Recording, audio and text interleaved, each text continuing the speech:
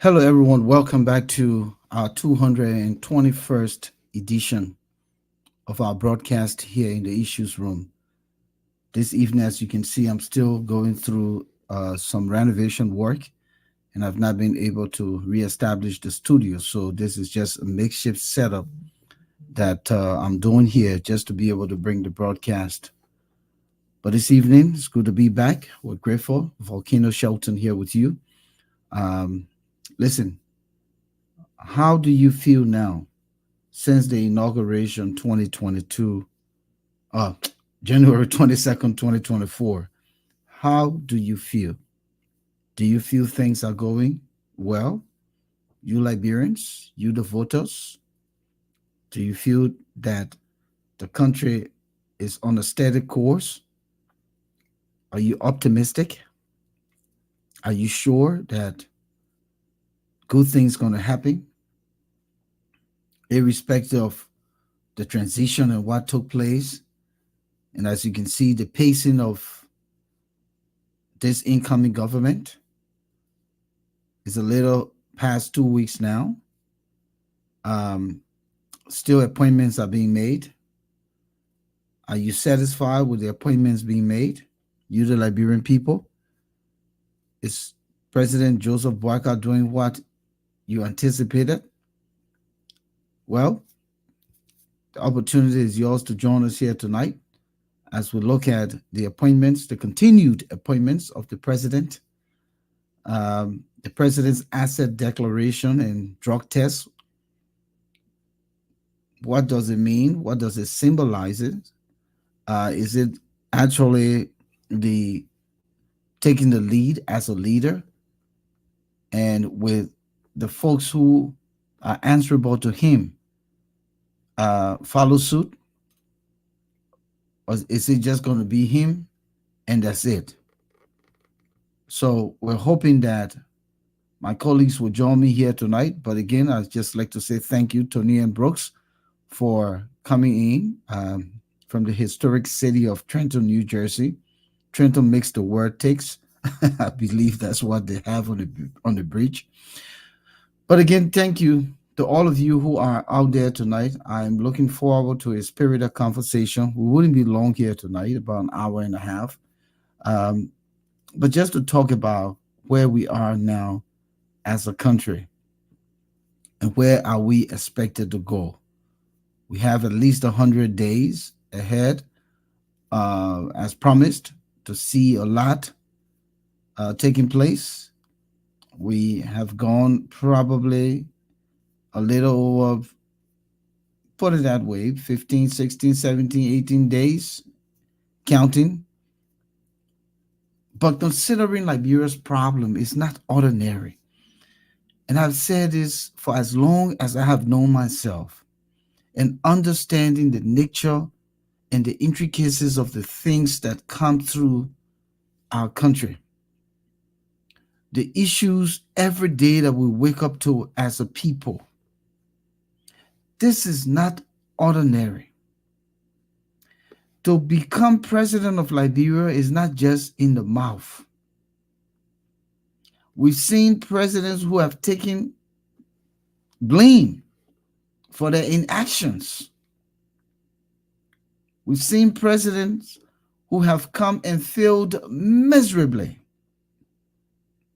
because they thought, since there's no job description, I will put it that way, since there's no degree to attain the presidency, they think that you can just come and become ceremonious and lead, especially in a society that is so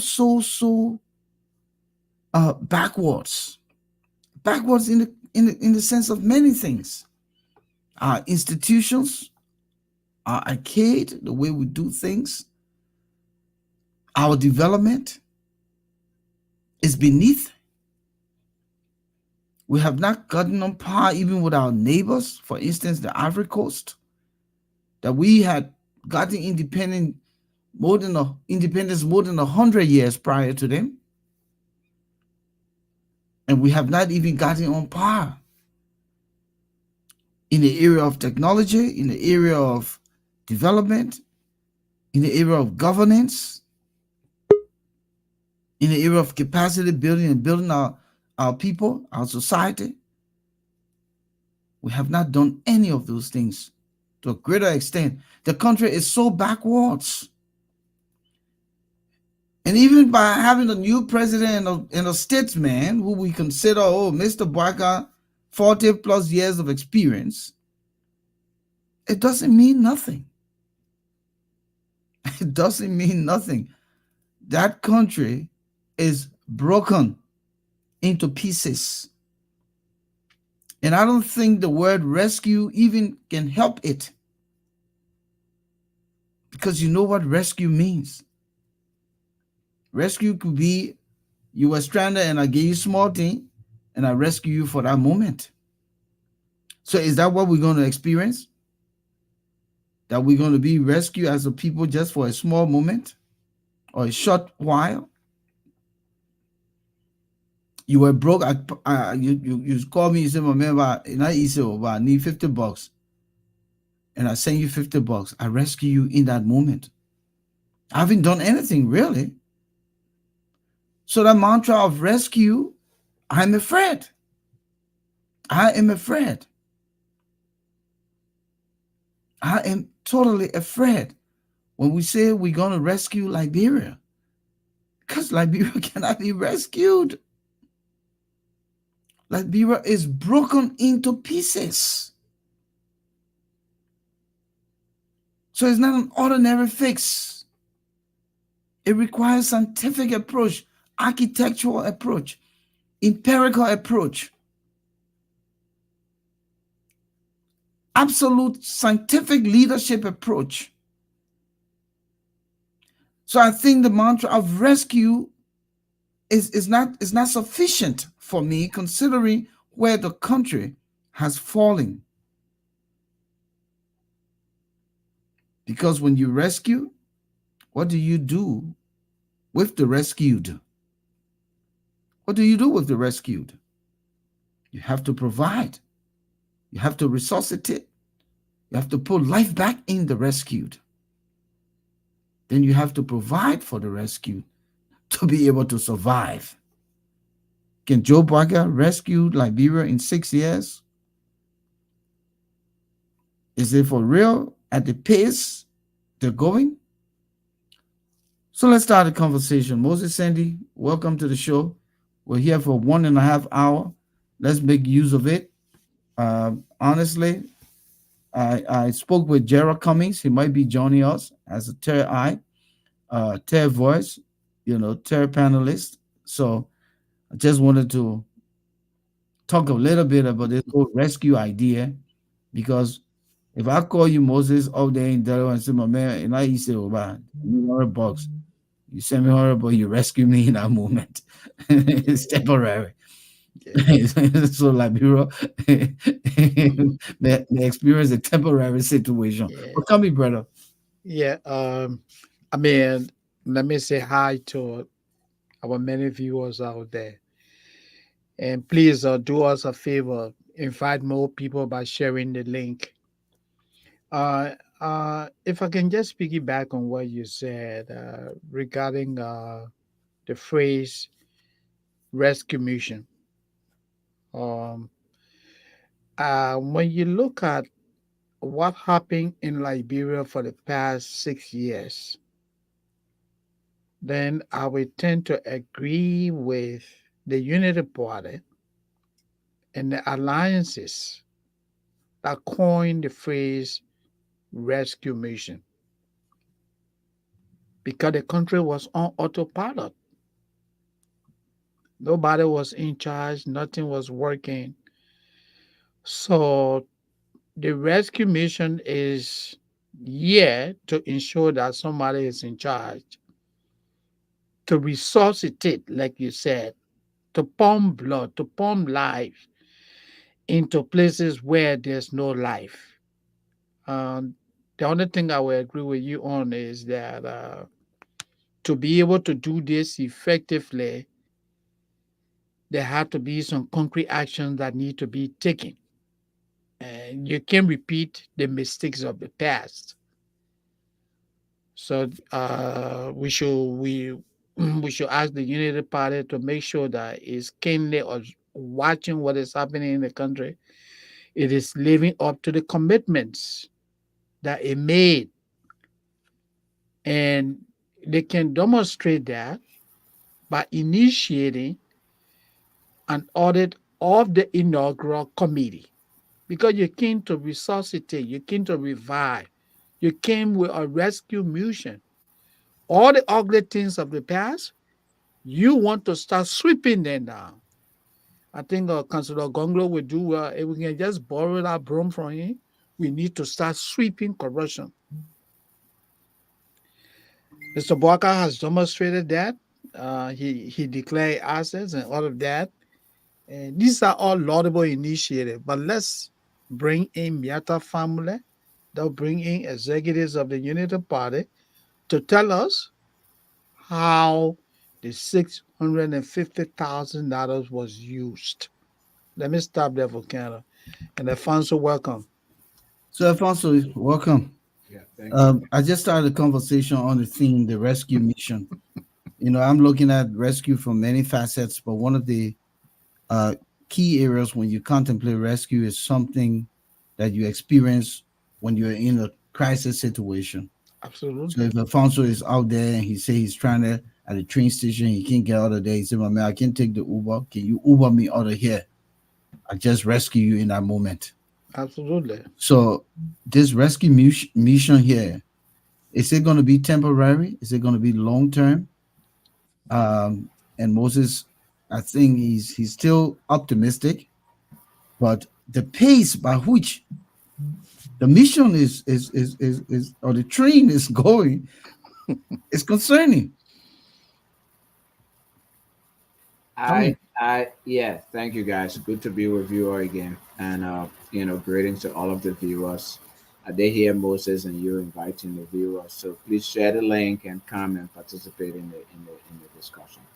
Um, I think that, will the rescue mission be temporary or will it be long lasting? I think it will be long lasting. I have hope. I think that I've seen signs of commitment and of true rescue so far. I'm very happy with the pronouncement by President Boakai that the Central Bank of Liberia, the NSA, and that the EPS should be audited. And according to that statement, that's just the beginning of the audit of the entire government, all of the government institutions.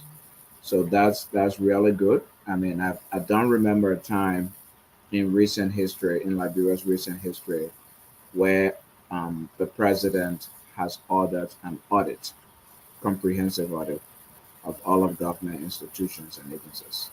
So it's very heartening. And one of the things that has been affecting Liberia's growth and development has been corruption and impunity. So people come into power, they steal all of the resources, they plunder the country, and nobody asks questions. They just go and live on whatever they took, and nothing happens to them. Meanwhile, the majority of the people continue to suffer. So, an audit, comprehensive audit, in my view, is a very good beginning.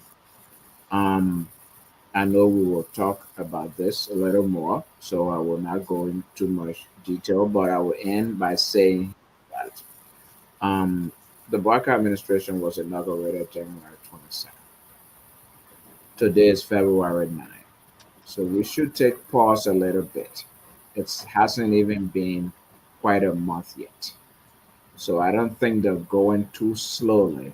It seems as if they're going too slowly, but let's be a little patient, and things will fall into place because they haven't even been in power for a month yet, and they've already started doing a lot of significant things in the country.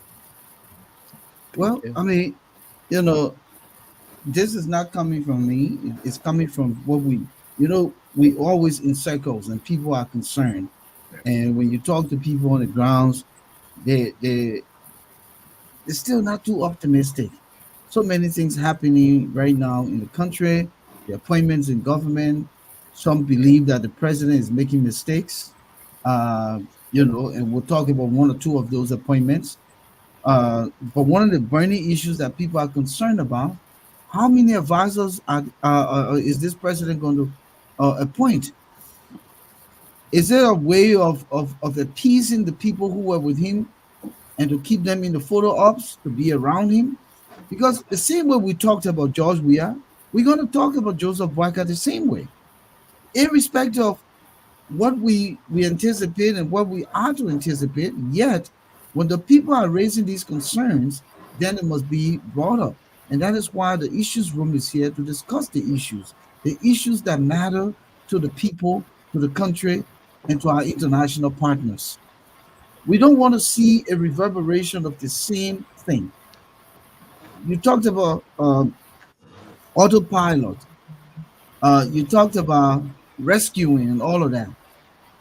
But there are people concerned about how many advisors. If you are 40 plus years in leadership, you serve as vice president for 12 years, you have served in public service all your life. How many more advisors do you need? Appointment advisor, this one, business manager, and all of that. Where is this coming from? Let's start with you, Moses.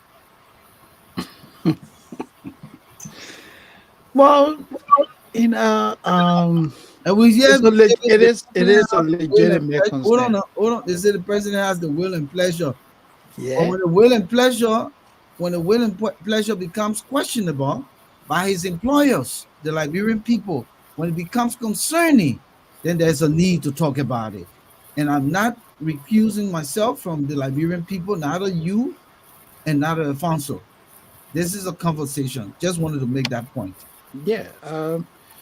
A very good, explanation, and in democracy, that's what made democracy an acceptable system of governance for most countries, because people are given the opportunity to question their leaders, to raise concerns. So that's applaudable. Uh, you talk about the many advisors being appointed in government.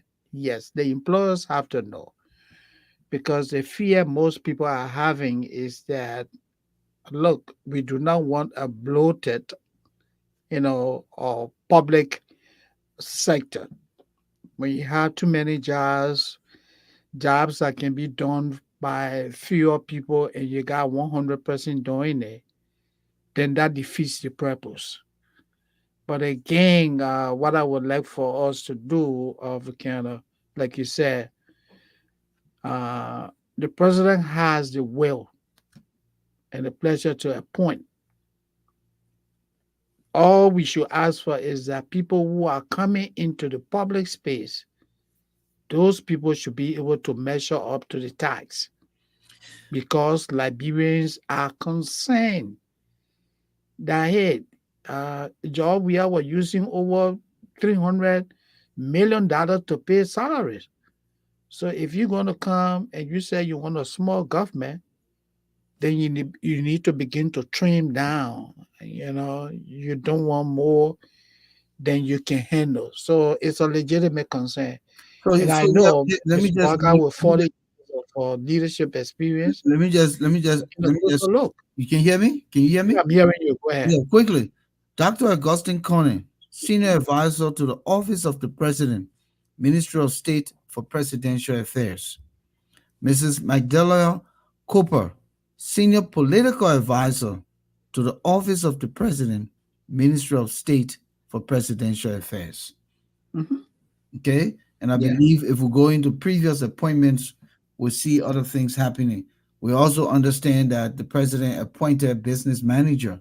Am I right? yeah, yeah. At the I got Ministry confused. of State. And, Yeah. and I also got confused when I saw all of these appointments just within the Ministry of State without portfolio. I thought it was two separate portfolio ministries that they created again. So I was just So let me hear from you, and then Yeah, Alfonso Alfonso. can come in. Yeah, Alfonso, going, Alfonso. Okay, okay, let's hear from Alfonso. I, I don't have any concern about the number of advisors so far that have been appointed. Um, the presidency runs the entire country. And no matter how experienced you've been and how many years one has been in government, it's almost impossible for that one person called the president to coordinate everything in the country.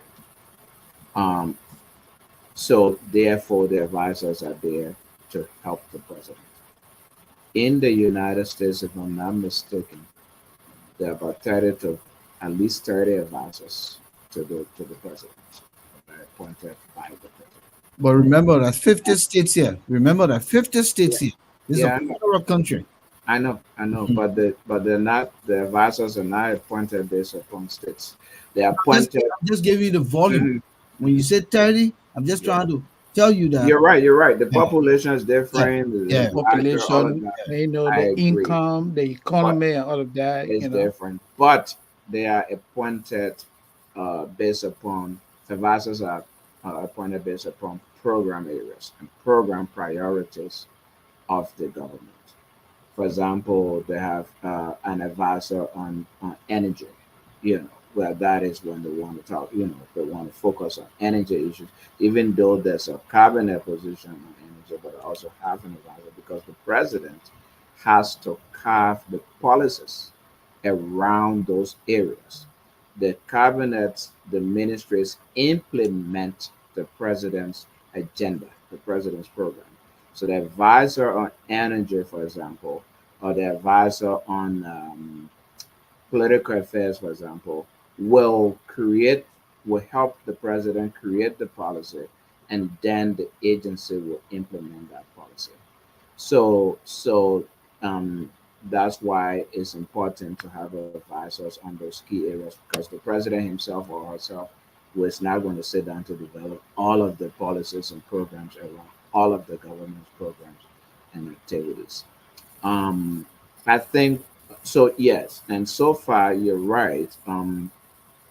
So far I've seen about maybe 4 or 5 advisors have been appointed so I far. think they are more than that. Yeah, well, yeah, that's what I've seen. They Like are more than today, you that. talk about. I saw Mhm. the list today, which is Dr. Conan. I mean, Um, that's just an addition to I what know, I been know, out there already. Yeah. I know, I know. Mhm. Presidents usually have, as I said, advisors on several key areas and program areas of government. For example, legal advisor, the national security advisor, Mhm. political advisor, Economic economic advisors and all of that. advisor, Yeah. those kinds of things, because they then help you to, as I said, formulate the policies around those places, and then you have the agencies implementing those programs. So that's not where my problem, that's not where my concern is in terms of the size of the government. Where my concern is really in those agencies, ministries and agencies where I believe I was trying to read a report where, like MPA, for example, where the previous government has put into place, from 300 employees to now 3,000 employees, multiple directors and managing directors in the same position. That's where my concern would be, not the 10 advisors. The president would not be able to appoint 10 advisors, or not be able to appoint 20 advisors. So that's not my biggest worry. My biggest worry is really those agencies where people get on payroll and they're not going to work and they're not doing anything. So I think that's where all of the overhauling has to be done. But with Yeah. all of this, let me just mute your mic because it's that very much too much dead air. But with all of this, I don't know where the civil service now stands. How incorporated is the civil service in all of this? Because while the president is appointing the folks who he has the power to appoint, the civil service should be cleaning house. I don't know if there's a civil service director or is he maintaining the same director, and how involved the civil service agency is. uh, these ministers who are going in after their confirmation, are they starting right away with cleaning house to make their institutions efficient? Weed out some of the people who not doing anything. Let them call it witch hunt. Liberia cannot continue to remain where it is because we must appease people and give them jobs. And if they're not functioning in the roles, you do development plan, you do performance improvement plans, and if they still cannot perform, you kick them out. You kick them out. I don't see any difference with the private sector and the government sector. I think if there's anywhere that's supposed to be so efficient and so robust, should be the public sector because you got more to deal with. You're not more or less for profitability. You're more for accountability and sharing the resources at an equilibrium where it serves the people, it serves the public. So you're not for profit, you're more for holding people accountable, you're more for transparency, you're more for efficiency, and you're more for moving forward, improving the lives of your people, the lives of the voters, the lives of the constituents, providing opportunities to enable them to succeed. But when you continue to create government that is bloated by employees who are doing nothing and you yet continue to appoint and appoint, remember here, this whole thing about, you saw what happened the other day. We talked about it in brief with Luther Tappet trying to honor the table, I'll put it that way, honor the table inside the crowd, who said that, oh, we know what's going on, we need jobs. But you don't come with your mouth and say you need job. Even where I work, people say, oh, I want to change my shift. I said, but how you just change your shift? You can just change your shift. You can just move from one shift to the next. Oh, but hey, you the B man, you can change my shift. I said, no. I don't have control and power to change your shift. It depends on the needs. No, that's not the need. You You know what I'm saying? no, it's still not the I need. support the point you're No, making. but it's not even the need. Mhm. The process is that when you see an open position, you must apply Okay. and be interviewed. And to apply and be interviewed, you must first not have any write up. If you were disciplined, you are barred for 6 months if Wow. you are to cross over. So don't come to me and say, oh, I want to change my shift. So the point I'm driving here, the people came to him and said, oh, we want job. Then he said that you're right. Y'all go to the president. That the president, y'all put in there, y'all can talk to him anytime you feel like. Instead of being the one to say, hey, listen, we appreciate your support. We appreciate what you've done. But in the same vein, we can't stand out here and talk about it.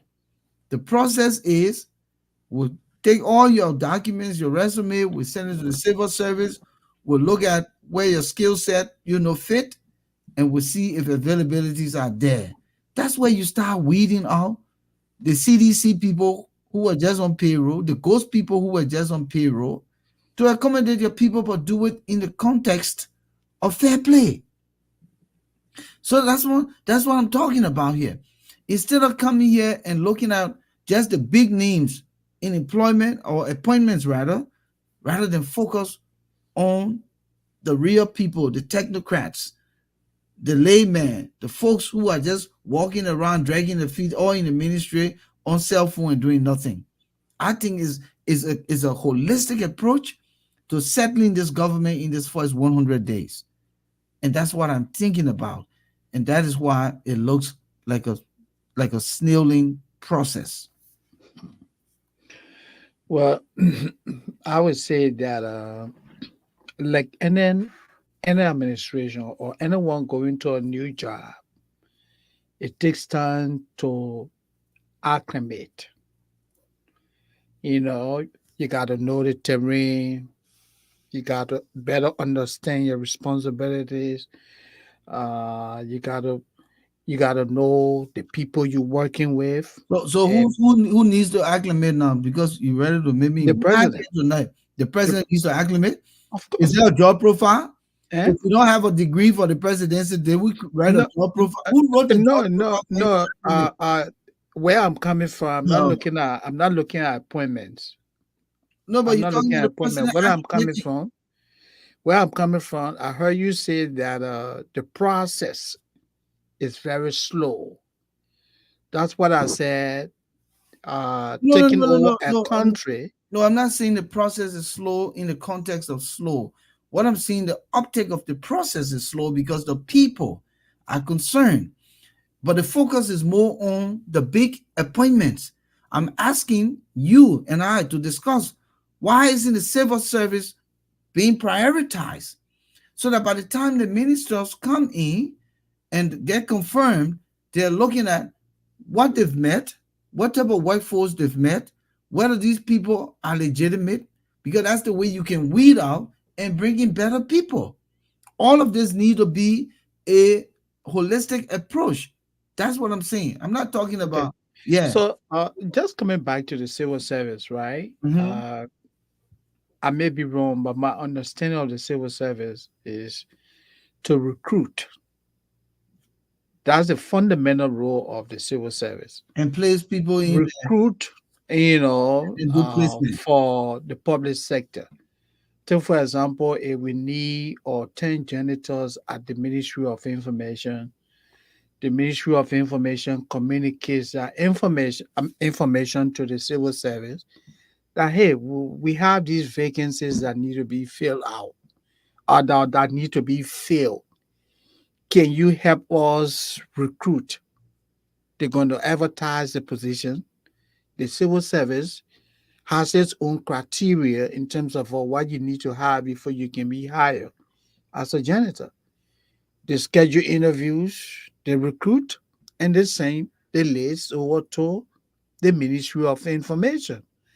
And NPA wanting to do that, or the Ministry of Commerce wanting to do that, that's what it should be. But I am not sure over the years if people have been doing that. The role of the civil service, I don't think it has really been, or the civil service, I don't think that entity has really been utilizing, infecting individuals for the civil service. Take, for example, when Mr. Weah came to the presidency, all it took was for Mobile Model Jefferson Koji then to make a list. And they literally went from one institution to another without reference to the civil service. So, with a rescue mission, my expectation would be that yes, you coordinate with people in authority. You also coordinate with the civil service because it's the civil service agency that will determine that. Oh, I think Alphonso is qualified to work at the Ministry of Commerce as a special assistant because Mr. has gone through the process. He has what it takes, and his name will be forwarded to the Commerce Ministry that, hey, we have this guy here to occupy that position. But over the years, we have not seen that. I may be wrong, but I'm just surmising now what the civil service agency should all be about. I don't know what you think, Alfonso. So you guys are correct. I want to begin with the issue that things are going very slowly. It's understandable. The people of Liberia have been through hell, so they really want it to break immediately.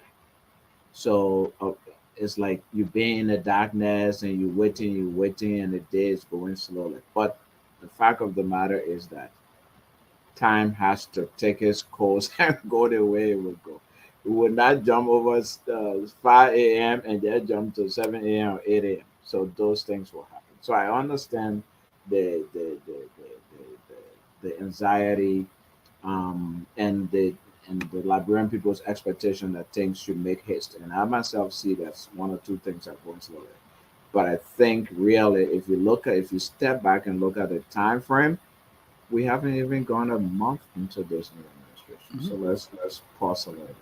Now, in terms of the civil service, when President Barker did his State of the Nation, Oh he man, said that about 70,000.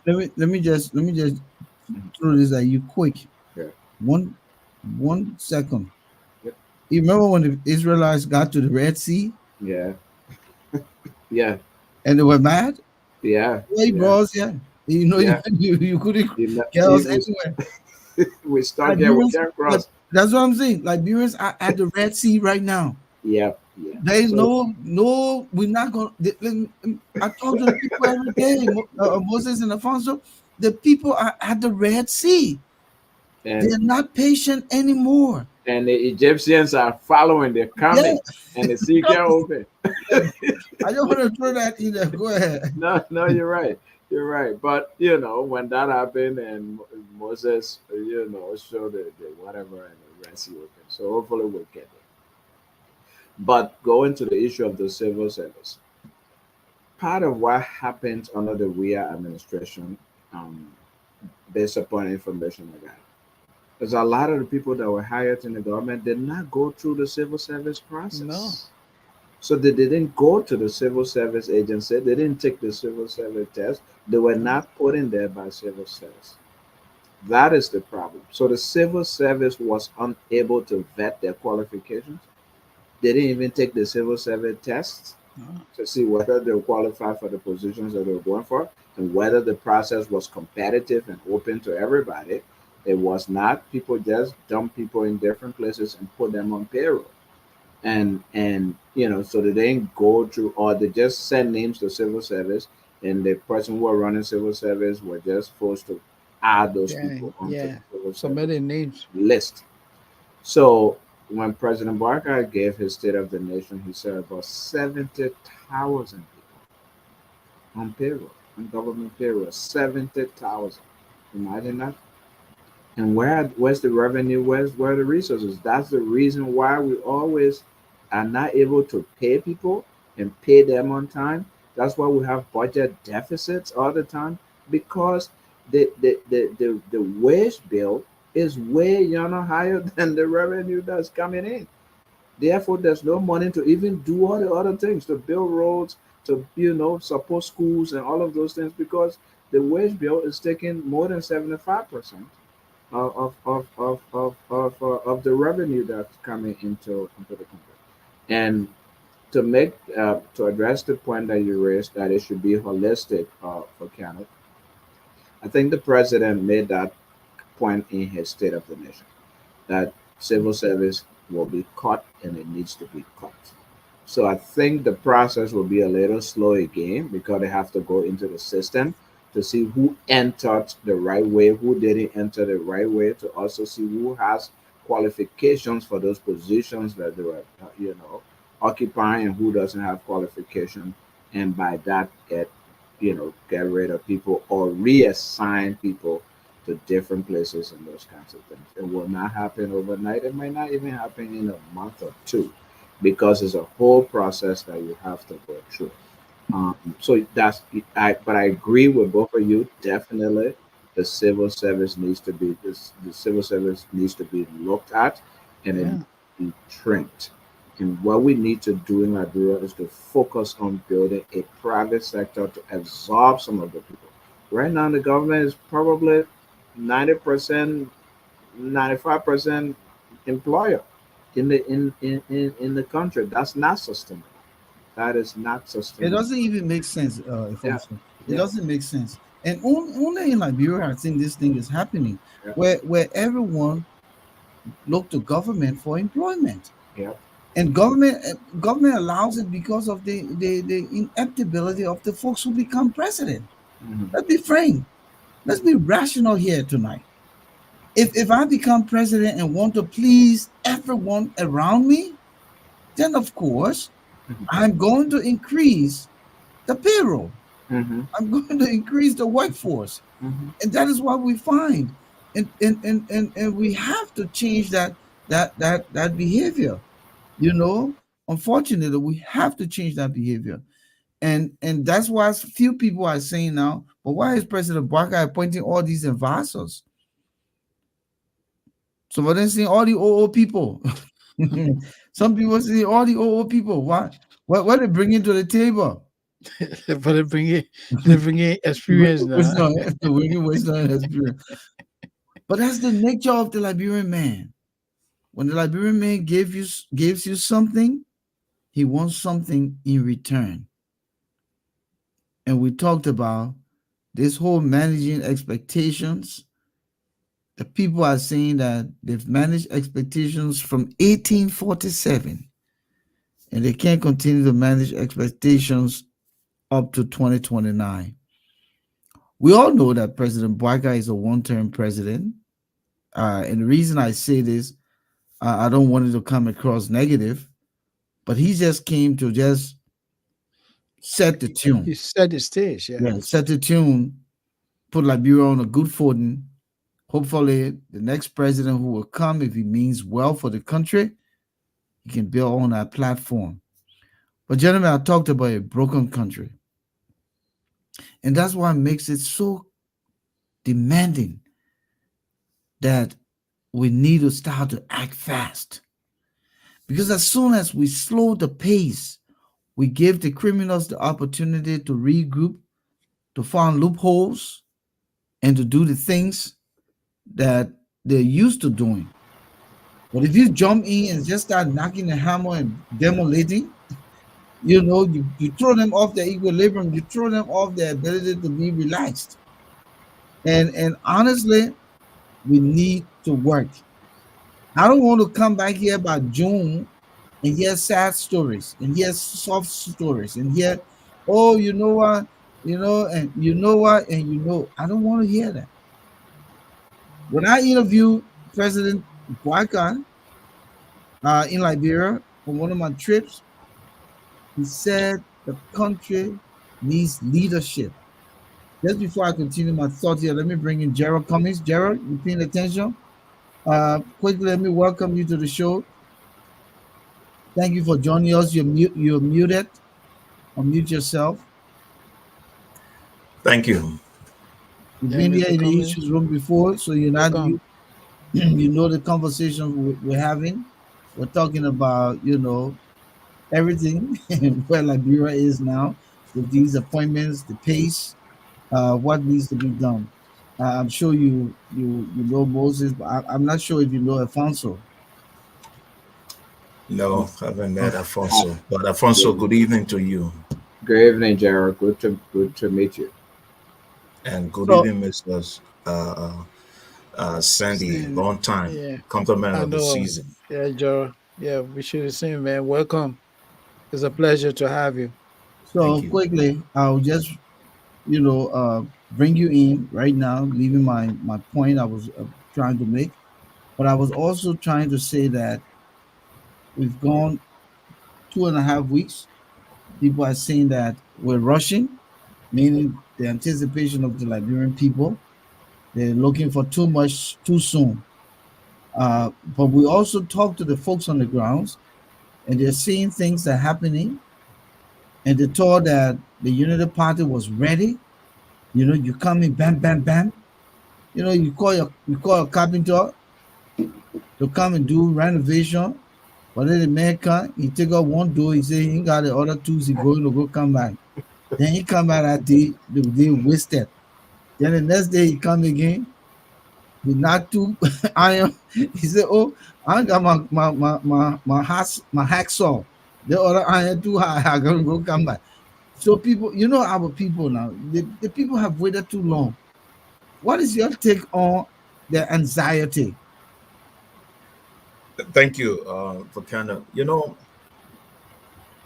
Some would say it is too soon, so we should wait. But let's look at the expectation of the Liberian people. If you go back to the 90s, the slogan we heard where they were coming to liberate us, right? To bring a change to the country. 99% of the liberations, Don't even do the 90s. Go to the 1980. The yeah, the, 1980. the 1980s, all those who came to liberate us, even the progressive who came to liberate us, who said they were prepared for a change, when the opportunity was given to them, We saw nothing. Since the 1980s, we found ourselves where we are today because all the people came with a slogan, they will rescue us, they will change the prevailing trajectory. At the end of the day, nothing. We came to the 90s, we had the MPFL with the notion that they're coming to liberate us, they're bringing a change to change the system, nothing. Then we had UNIMO J, UNIMO K, Model, LERD, and the Lofa Defense Force, all these people, the expectation that they gave to the Liberian people was we'll change the system. Then let's look at the conglomeration of political leaders from the 1997 election. We saw the same thing that Totoba Nantipote, Amos Sawyer, Burma Famula, Dew Mason, all these people were the same people that were part of the bourgeoisie with the notion that they would change the prevailing situation. Nothing. Nothing. Nothing at all. And we're still going to the same place. Then let's look at it, the 2005 election. The slogan at the time of Madam Ellen Johnson Sirleaf, cabinet minister, was they took over from a pariah state, a rogue state. They were coming to change the prevailing situation. They have not created any program, major programs to improve the livelihood of the Liberian people. The Bureau of Immigration, nothing. The Liberian National Police, nothing. Not to even talk about the Group of 77. So then the people saw President Weah with the notion that with President Weah, we're going to get this change because he's from Solingwen. He can relate to the guys from Babla. He can relate to the guys from Sepu Hill. He can relate to people. We'll see this change with the notion that yes, 12 years ago, they were sitting on the fence. So when you put a player who sat on the bench for the longest, you expect to get goal. They got in nothing. Not even a major press tete-a-tete for the Liberian people to know, to explain their policy, their agenda. Their domestic policy was so bad. President Joseph Yeman Boakan, what is the slogan? Rescue. And it's not like he was somebody who was just coming to government today. He's been in government for the longest. When I listen to President Boakan appointing advisors, if my memory serve me right, from the days of Amos Claudius Sawyer, who administration was from Ducal Palace Hotel to Poor River to 15 Gate to Cutting Tree, he never had more advisors. He never had more advisors. Let's look at David Kwamakbo, Ruth Sando Perry, Amos Sawyer, uh, Professor Wilton Sangawo. All these people never had more advisors. The one person who advisor name we were always hearing my time in the media was the late Harry Gree to the late Sherman Judith Bryan, economic advisor. That was all. Chastida never had more advisors, never appointed more advisors than this president. So this president now have more advisors than even Belshazzar in the Bible, in the book of Daniel chapter 5. He have more advisors. So it's like, you've been in government. How many advisors you need? Like you alluded to the fact that, look, these guys coming into government by this time will not be talking about 1 month in terms of appointing cabinet ministers or managing director to government ministry and agencies in the country. So it seems like something wrong somewhere. But the expectation of the Liberian people will be high. When you bring the children of Israel out of Egypt, their expectation will be high. Even if you put a man outside from Monrovia Central Prison and the bakery is right across the street, his expectation to eat bread and sardine will be high. So they just need to find the right technicians to be able to maybe kind of disseminate the right information that Liberian people need and tell us where we are. And I think one of the critical points that I added to the discussion here tonight is in all of this, the very civil servants have not yet been paid. Mm-hmm. I've spoken to a few people in the country and said, listen, man, 3 months, 2 months, here, there, and yonder. So, Moses, Mhm. How is this president going to manage this situation? We already have, I'm coming now, hold on. Mhm. Already have money issue from 40 million, 20.5 million already. But we also know that the workforce will consume the 40 million if indeed there is 40 million because the workforce will swallow it up. Mhm. Except you tell me some people will do full law. I mean, they will swallow it Yeah, and still be looking for more money. more money. How is this Mhm. president going to start? The people still going to be managing expectation till June with no salaries? Well, I would like for us to look at the current situation in Liberia in depth. You know,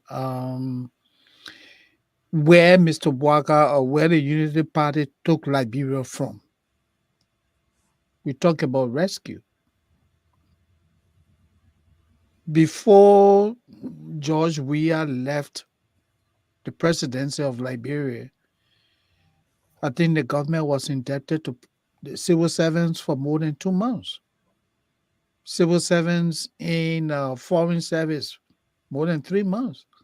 Some even being evicted from from from from the foreign missions, from residences, because government was not making payment.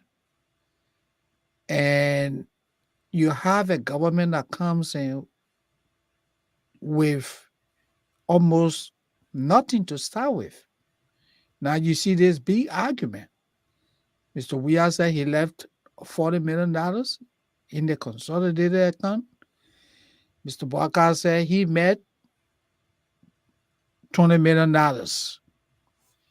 They brought in the central bank governor who manages the central bank, he and his deputy.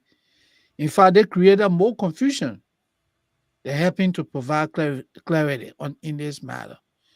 So we have a huge problem. I know the expectations are high. It's like you're having children in the home. You have not been working for months.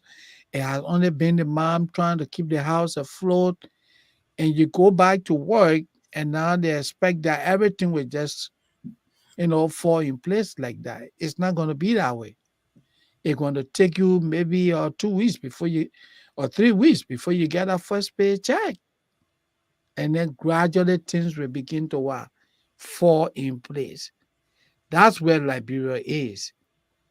Okay. They hear from a phone. I'm not inside of the Unity Party, but from what I'm reading in the media, from the pronouncement, we all on this show can agree that the Unity Party took over a broke country. Absolutely nothing. But man, I don't know. You can't say we always agree. I don't know. I will I not. mean, I will based on the data that is in the public domain, not. I mean, if Mr. Weah used over $50 million to run a political campaign, he left civil servants unpaid, and we're talking about more than 2, 3 months. So where is the United Party going to get this money overnight in less than 1 month to settle all these arrears? Yeah, some of these men ain't got money in the houses. We gotta go in Yeah, every yeah. house. Go ahead, But, Alfonso. but but Alfonso, just before you come in, 40 One of million. the houses. We'll come to that. We're having that conversation. One of the concerns here is that a whole country is crying about $40 million. A whole country, the first republic on the continent, endowed with wealth, is crying over $40 million. Isn't that a shame for our existence? For all that we have given to the international world, meaning investors who've come in this country, to just take away B Mountains, Sami Dabi, this one, that one, or ArcelorMittal, and we have $40 million, and I'm sure Samuel Tua got more than $40 million here alone within 6 years. That's what we're That's crying over. assumption. Oh yeah, that's the assumption too now. Eh? Alfonso, that's all we're crying over. But how do we pay civil servants? How do we pay civil servants, Alfonso? Are you there, Alfonso? I think he's frozen. Go ahead. Uh, Then let Gerald go ahead yeah, until he Gerald, gets Gerald, tell ready. me, how do we pay civil service, Gerald? Well, like I said from the initial stages here, that look, the people are not new to government. And I kind of a little bit disagree with Mr. Sandy because yes, to 12 years before President Weir, in 2006, we heard the same slogan that we took over from a rogue state, a pirate state, a failed state, and we saw 68 concession agreement that was signed. And these people were leaving. There was hula baloo surrounding what was in the coffers, the issue of the $16 billion. That story today, nobody can tell as to whether the actual investigation was true. So is this, we come back to the same place like what transpired during the $16 billion story, the 25 million, Million dollar 25,000 mop up. mop Yeah. up exercise. It's just the same slogan. So it is incumbent now upon this government, President Boakan, who just yesterday, meaning 12 years before President Weir, they were in the driver's seat. And the good thing about it is that he has people in his inner circle who are his confidants, right? Who work at the Ministry of Finance, some at the GSC. So maybe a good audit report will explain to the Liberian people as to whether, President Weir left $40 million there because President Weir is now enjoying himself in Italy, driving pigeon, playing with pigeon, and the Liberian civil servants are sitting home now with an expectation that this government will pay And Will and, them pay for 3 months. and So, as you said this, mhm, it dawned on me that this president and this CDC, mhm. after leaving the people with no pay, he he wakes himself out of the country within seconds of this situation with President Bwaga not completing the inaugural address. Mhm. He goes out there and he's fanfaring and enjoying his life, leaving people unpaid. And for kind It of one of has the scary thing that, like you people, Mr. Sandy, you guys set the stage for the ethics in journalism. You set the stage, and some of us who follow your footstep manage to, follow the same pattern. The journalists themselves in the country today are not even helping. By right, by right, today, I believe President Boakai should have maybe had an executive issue, an executive order that a full audit, because he know the slogan of the Liberian people have been audit this government. And President Weir is currently with Eugene Nambwe, a man who was, it was alleged that he was the one who sat over the 50 some $1 million for the campaign. And if you go back to one of President Weir's statements. message in his church, he said, "You people squandered the money that was given to you for campaign." But then the man who was the campaign chairperson, who your people alluded to the fact that he squandered most of the money and the money were only distributed among yourself, it's a clear indication that this president and Eugene Nambwe were in cahoots. So that money, I don't think they were prepared to spend 50 million or $55 million plus for campaign. They were just prepared to take that money from the Liberian coffers or from business investors in the country and go on a fend for a party spree like they are having now with the but the point 7-7 of sitting. So yeah, it's only incumbent upon President Boakai and his team to give us a full audit report. Let's see what is in there. So we can't be speculating with what transpired with the 16 billion. but Well, what the let point me. was is, let me just Okay, throw go this ahead. and then you come in quick. What I Hmm. was trying to say before you started to interject, Gerald, is that after you do this to the people, Mhm. and you know the unfortunate thing, the Liberian men quit to forget, by 2029, they will have forgotten everything that the CDC government did to them. They didn't pay them, they left them in limbo, and it's all they enjoy. And they'll come back and say, oh, you know what? Baka failed. UP failed. They'll give us a second chance. Can you believe that? Oh yeah. Tell me more. I mean, like you said, I have listened to some former officials of the CDC to tell you how our people are so self-centered. There's a guy who used to be at the Ministry of Youth and Sports, a deputy minister, I say do. I said, oh, mhm. He sits on spoon. Like last night, I heard him complaining that the Unity Party has left Liberia for less than a month, but he had the audacity to sit on spoon and say Liberians are in darkness. Can you imagine that, Gerald? People who literally looted the country. Someone gives him the opportunity to sit on social media platform and comes and appear and present the CDC as a government that cater to the needs of the people. The Liberian government, before Mr. Weah left, was indebted to LEC more than $11 million. Even to our international partners. Yes, they didn't pay Volcano. And you got someone who was deputy minister, quote unquote deputy minister. He comes and said, but we don't have electricity. The people are in Okay, darkness. listen, I don't even pay attention to that guy. He didn't even know what No, he was I, saying I, I most of the thought to time. bring this in to tell It's you pathetic. how disingenuous, Yeah, how yeah, self-centered yeah. some of our people can be. But he's the one propagating the message for CDC. Then He- they're not gonna make it to 2029. If he's thinking that you he's know, getting because he uh, just go over there and make up lies and look stupid, and make deals, you know. and make That's deals. why he and the intellectual boys on the platform like Mame, they don't Mhm. see eye to eye. No, because If you didn't come he on an says things that intellectual just don't forum add up. and start talking because you want to be sedition and you want Mhm. to just talk like Christian man, Yes, with so no loose substance. there, make It's all these unfortunate. loose comments. And quickly coming back to what we're saying, Gerald, I agree with you guys. Look, Mr. Bwaka has for more than 40 years of political leadership experience. So the expectations are extremely high.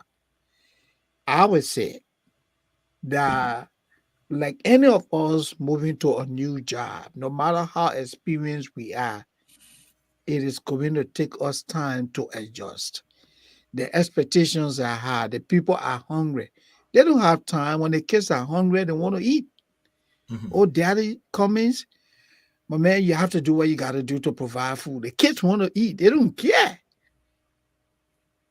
They look in the refrigerator, no food. They say, Dad, Dad.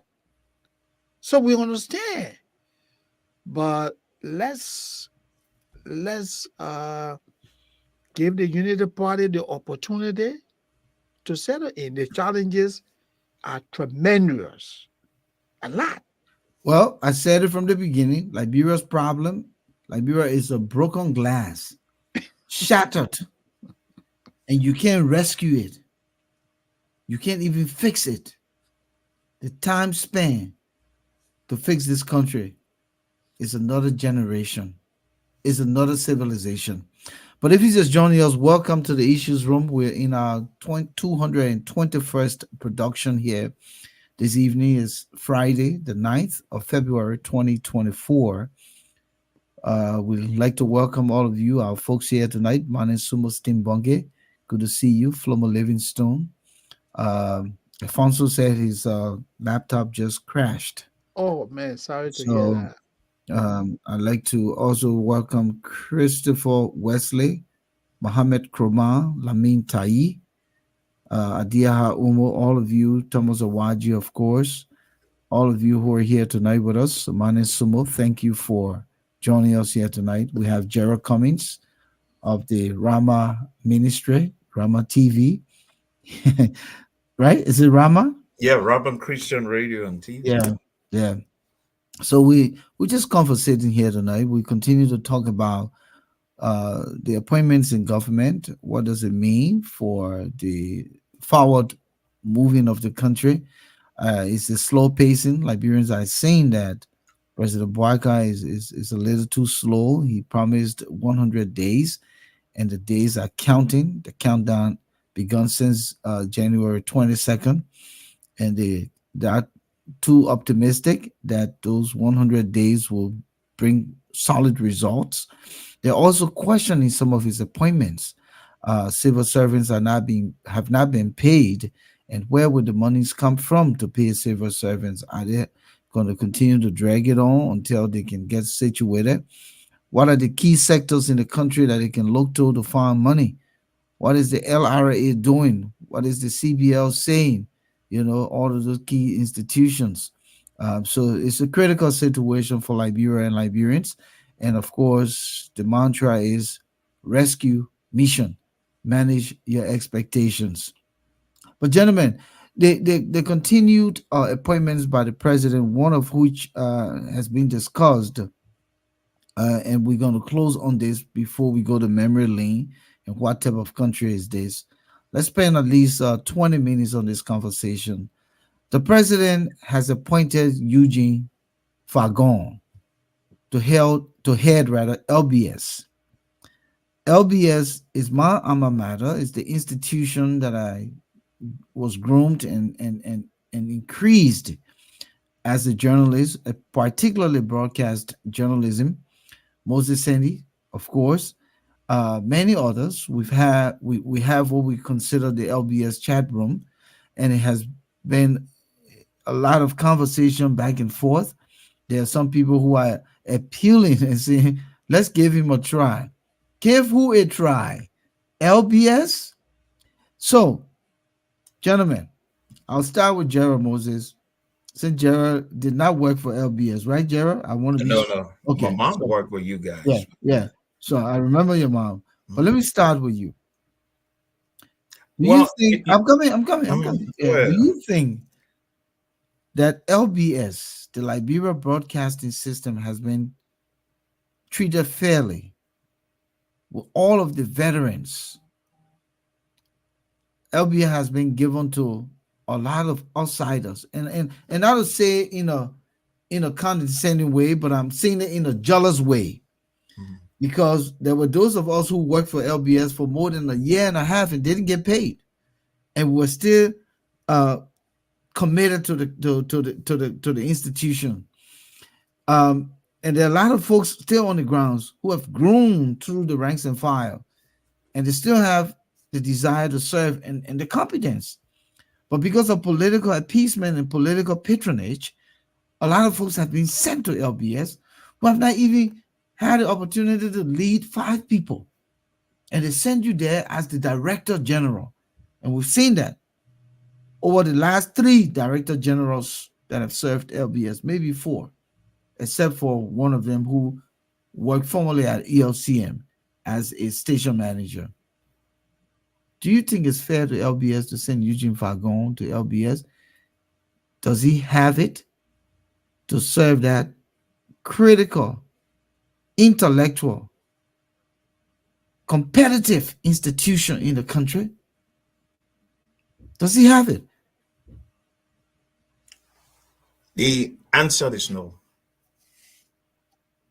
Like you You're, said, speak, you're speaking from being on the outside. I'm speaking from being on the outside. And I'm so it speaking. doesn't come from Volcano being a jealous guy. And I'm jealous No, not because I want a job, but no, I'm no, jealous. not so much about Yeah, that. yeah. Not so much about that. But look, let's face the reality. Let's call a spade a spade. Okay. You talk about political patronage.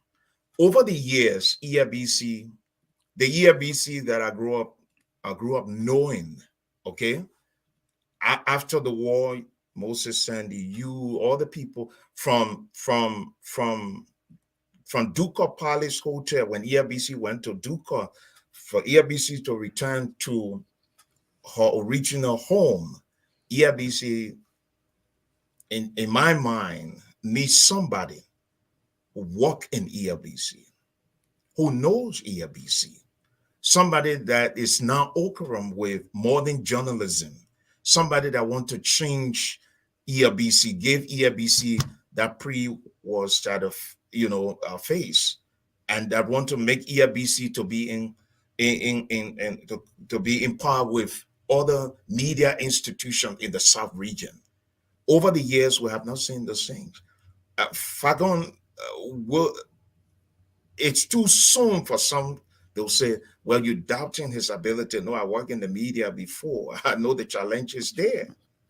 You have to be innovative. You have to be somebody who have gone through the rank and file of the media to be at ELBC. And it needed somebody, a veteran, maybe you, Moses Sandy, other people who are still out there, some people on the ground that have gone through the rank and file that understand the rudiments of ELBC, give them the opportunity. Give them the opportunity to give ELBC a facelift. Fagon is not even prepared for ELBC because ELBC has one of the toughest workforce union in the country. That's the first thing. Two, ELBC is way beyond time. ELBC is way beyond time. In terms of modern journalism, no, ELBC is beyond time.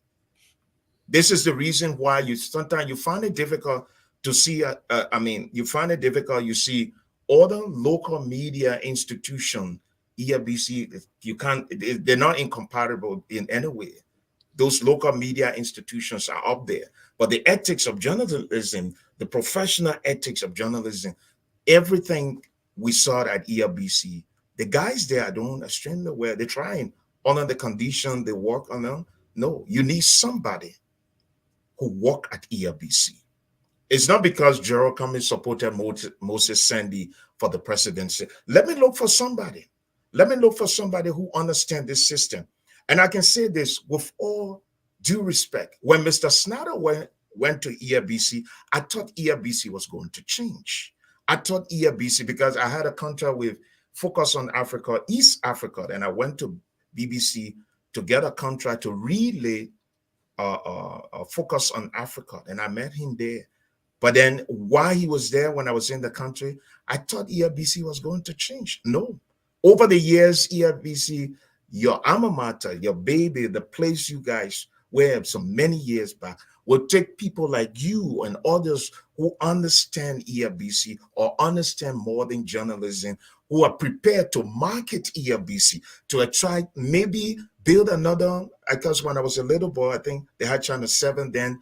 I think it was the Japanese government that built Channel 8 to change ELBC, to give ELBC a facelift so that ELBC can be spread throughout the rural parts and the urban part of Liberia.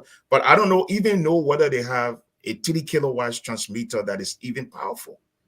So you need somebody who has the technical know-how, who understands the media, who is also a friend of the media, and somebody that is also willing to open ELBC to the public. So he's not ready.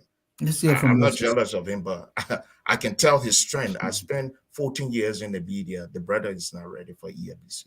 Yeah. Moses? Yeah, look, this is how I would like to start. Uh, this is Moses, nothing put some personal. energy in this conversation. This is ELBC. Put some Yeah, energy. that's what Yeah. I'm saying. This is nothing personal. Mhm.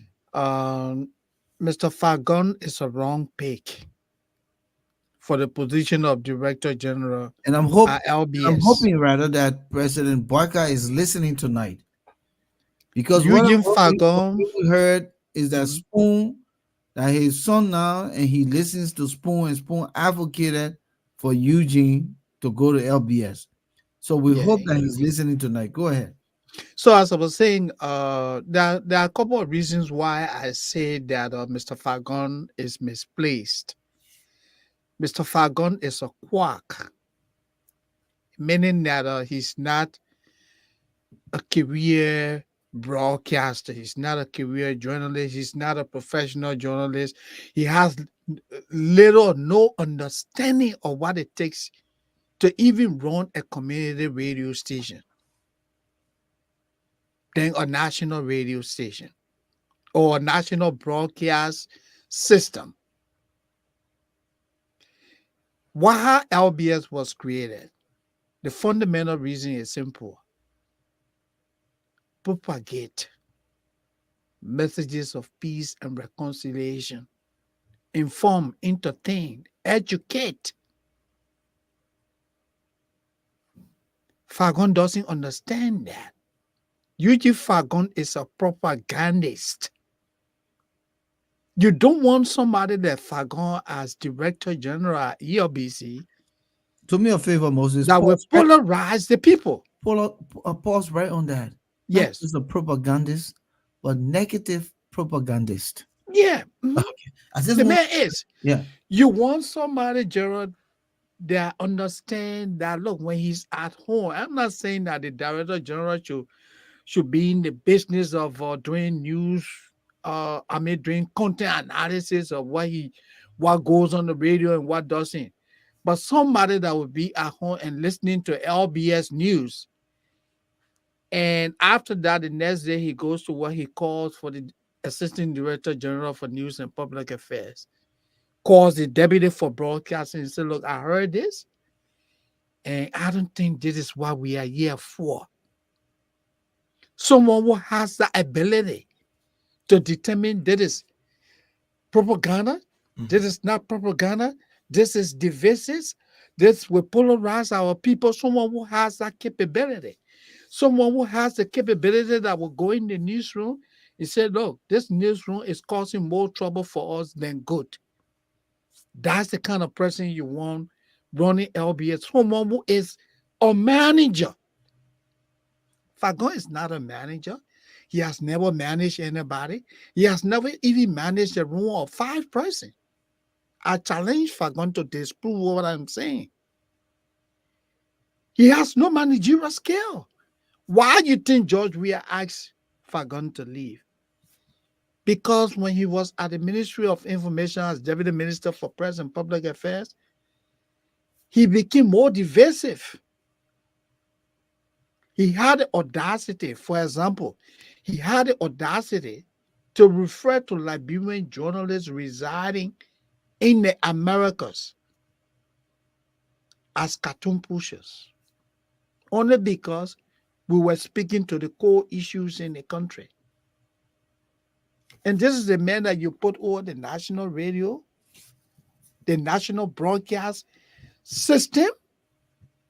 LBS role is to bring us together, reconcile So us. hold your thought there. Hold your thought Yes. there. I got two brothers here tonight who are Mhm. looking on the other side, and I wouldn't disregard what they're saying. Thomas Awaji is saying here, can we give people the opportunity to see what they can do or will not do? If they don't Look. perform, then we replace them. Hold on. Mhm, Don't mhm. rush. Take your time. That's Thomas Awaji. Then Flomo Livingstone comes here and say, exactly, my brother. We don't give people the opportunity to serve before we criticize them. Okay? Then Emmanuel Jackson say, exactly. Liberian government seriously overloaded with non-functional employees. This is why, I think he meant to say, this is why the wage bill consumed a high percentage of the national budget. Tax Kanin says, Moses, I think you're jumping the gun. Hold on, bro. So all of you who are talking tonight, and Moses, you come back. I want to lay this conversation, and I hope you guys are listening and listen carefully. No one envy Eugene Fagon. I'm doing very well in my life right now. I'm accomplished, I'm satisfied, and God has blessed me. But I love LBS so much that I want to see good for it. Because had it not been for LBS, I wouldn't be where I'm at today. And I know what LBS did for me. And that is why I am jealous. Because I know they're more qualified and capable A lot, people a lot. to run LBS and take it from where it's at and put it to somewhere where it can be respected. LBS should be no competition to any flimsy radio station in that country. When the journalists of LBS pass and go by, people should look and respect them. And I remember those days. We should not be settling for mediocrity. We are the state. It's like no radio station can compare to the BBC. You know it. Come on now. In London, no radio station can compare to so no VC radio station in Liberia should be trying to compete with LBS.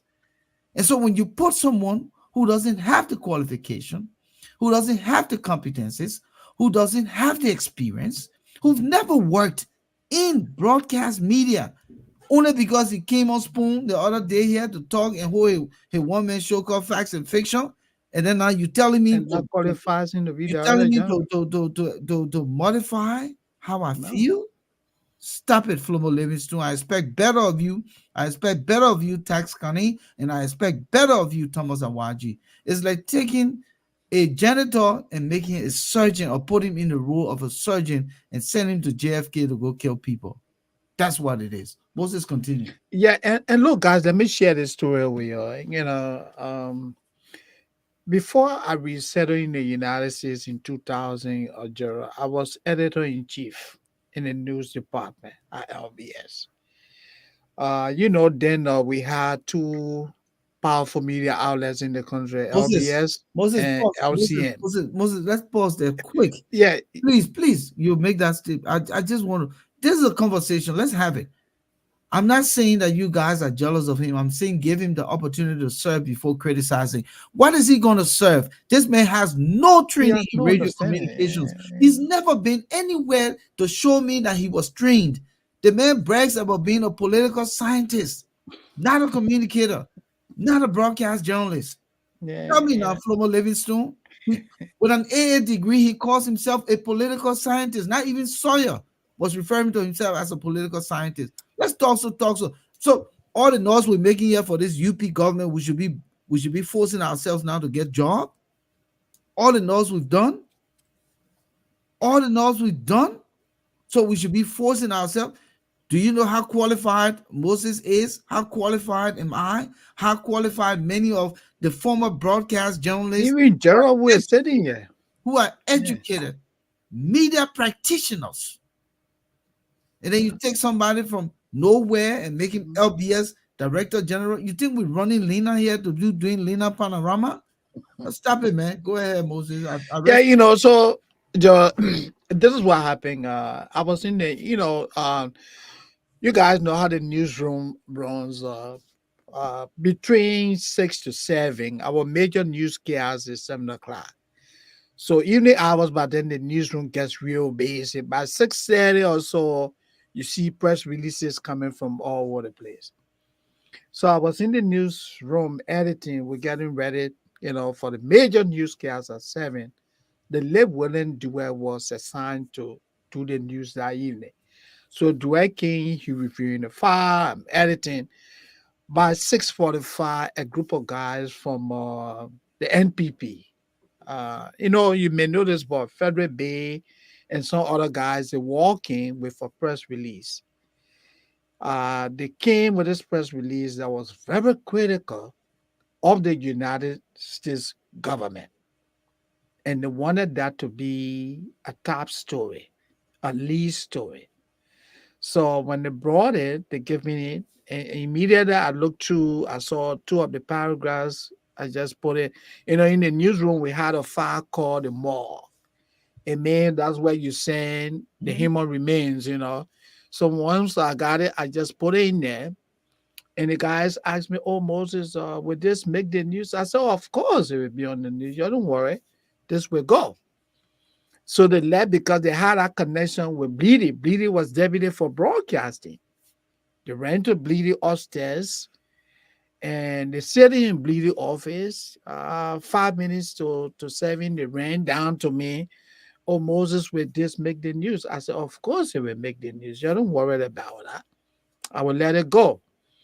So Duet got ready, to enter the cubicle to do the news. And everybody listening, Duet read the headlines. They did not hear the story. They came running down. "Oh, my man, but Moses, the story is not in the headline." I said, "Look, John, man, The man is doing 15 minutes news bulletin. I told you guys this story will go. Why you keep harassing me? So they went back to Bleedy office because thinking that being Bleedy office, that would change my position. Dwell read the entire 15-minute news bulletin. I refused to release that story. After the news, they all came back very angry. It's like I had done the worst thing. Oh, we said it. This guy is an enemy of the government. Blah blah blah. They went on. So Bleedy sent for me to his office. Bleedy called me, and then when he sent for me, I knew straight it was about the identical press release. So I took the copy of the press release to him. Just before he could ask, I just put it on his desk. He said, "Man, what happened with you and your people?" I said, "Man, you look at this." And the guy read the two paragraphs of the press release, which was very critical of the United States government. It was about driving the wedge between Liberia and the United States. And that is not the role of EOBC. So BD said to me, he said, "Moses," I said, "Yeah." He said, "My man, I see the reason why we got you downstairs. Go and do your work. Don't listen to these people." So I'm saying this to say that you need someone who knows what is good for the country, what is not good for the country. And that's the qualification that Fagon doesn't have.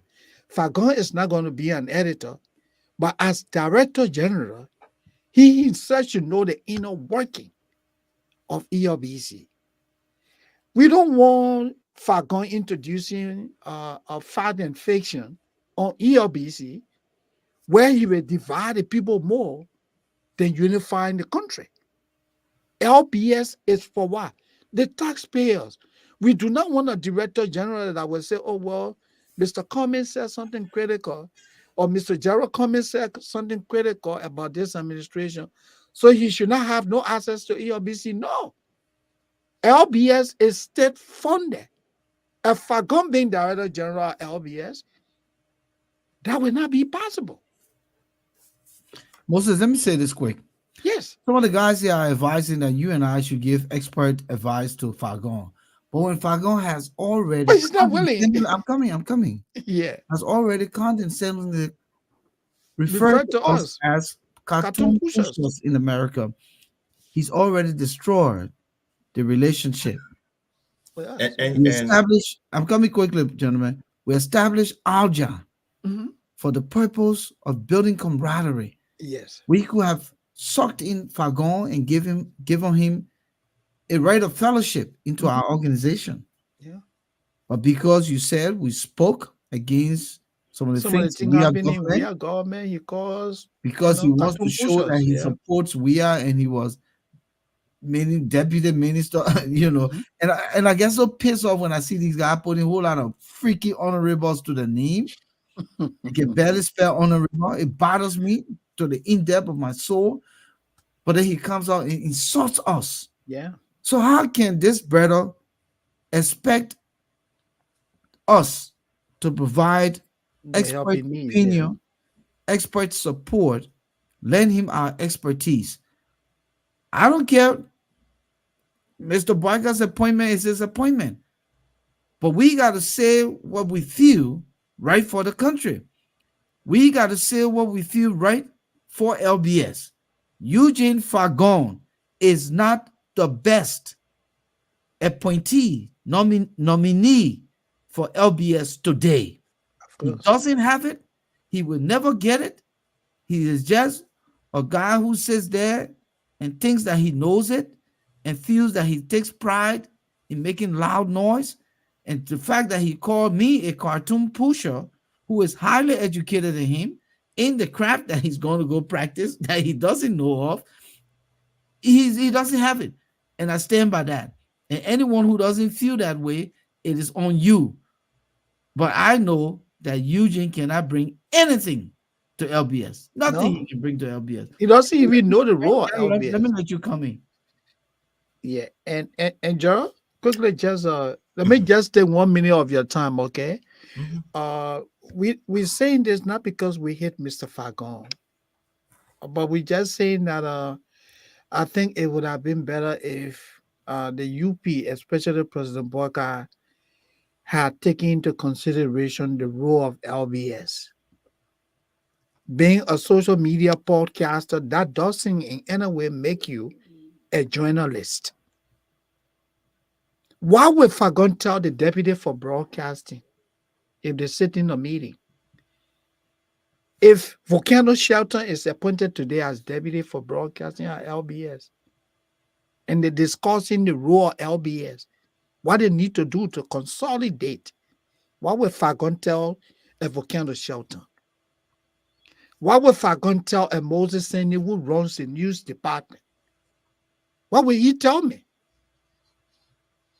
What will Eugene Fagon tell a Kwame Clement, Cyrus Badio, or Gerald Cummings?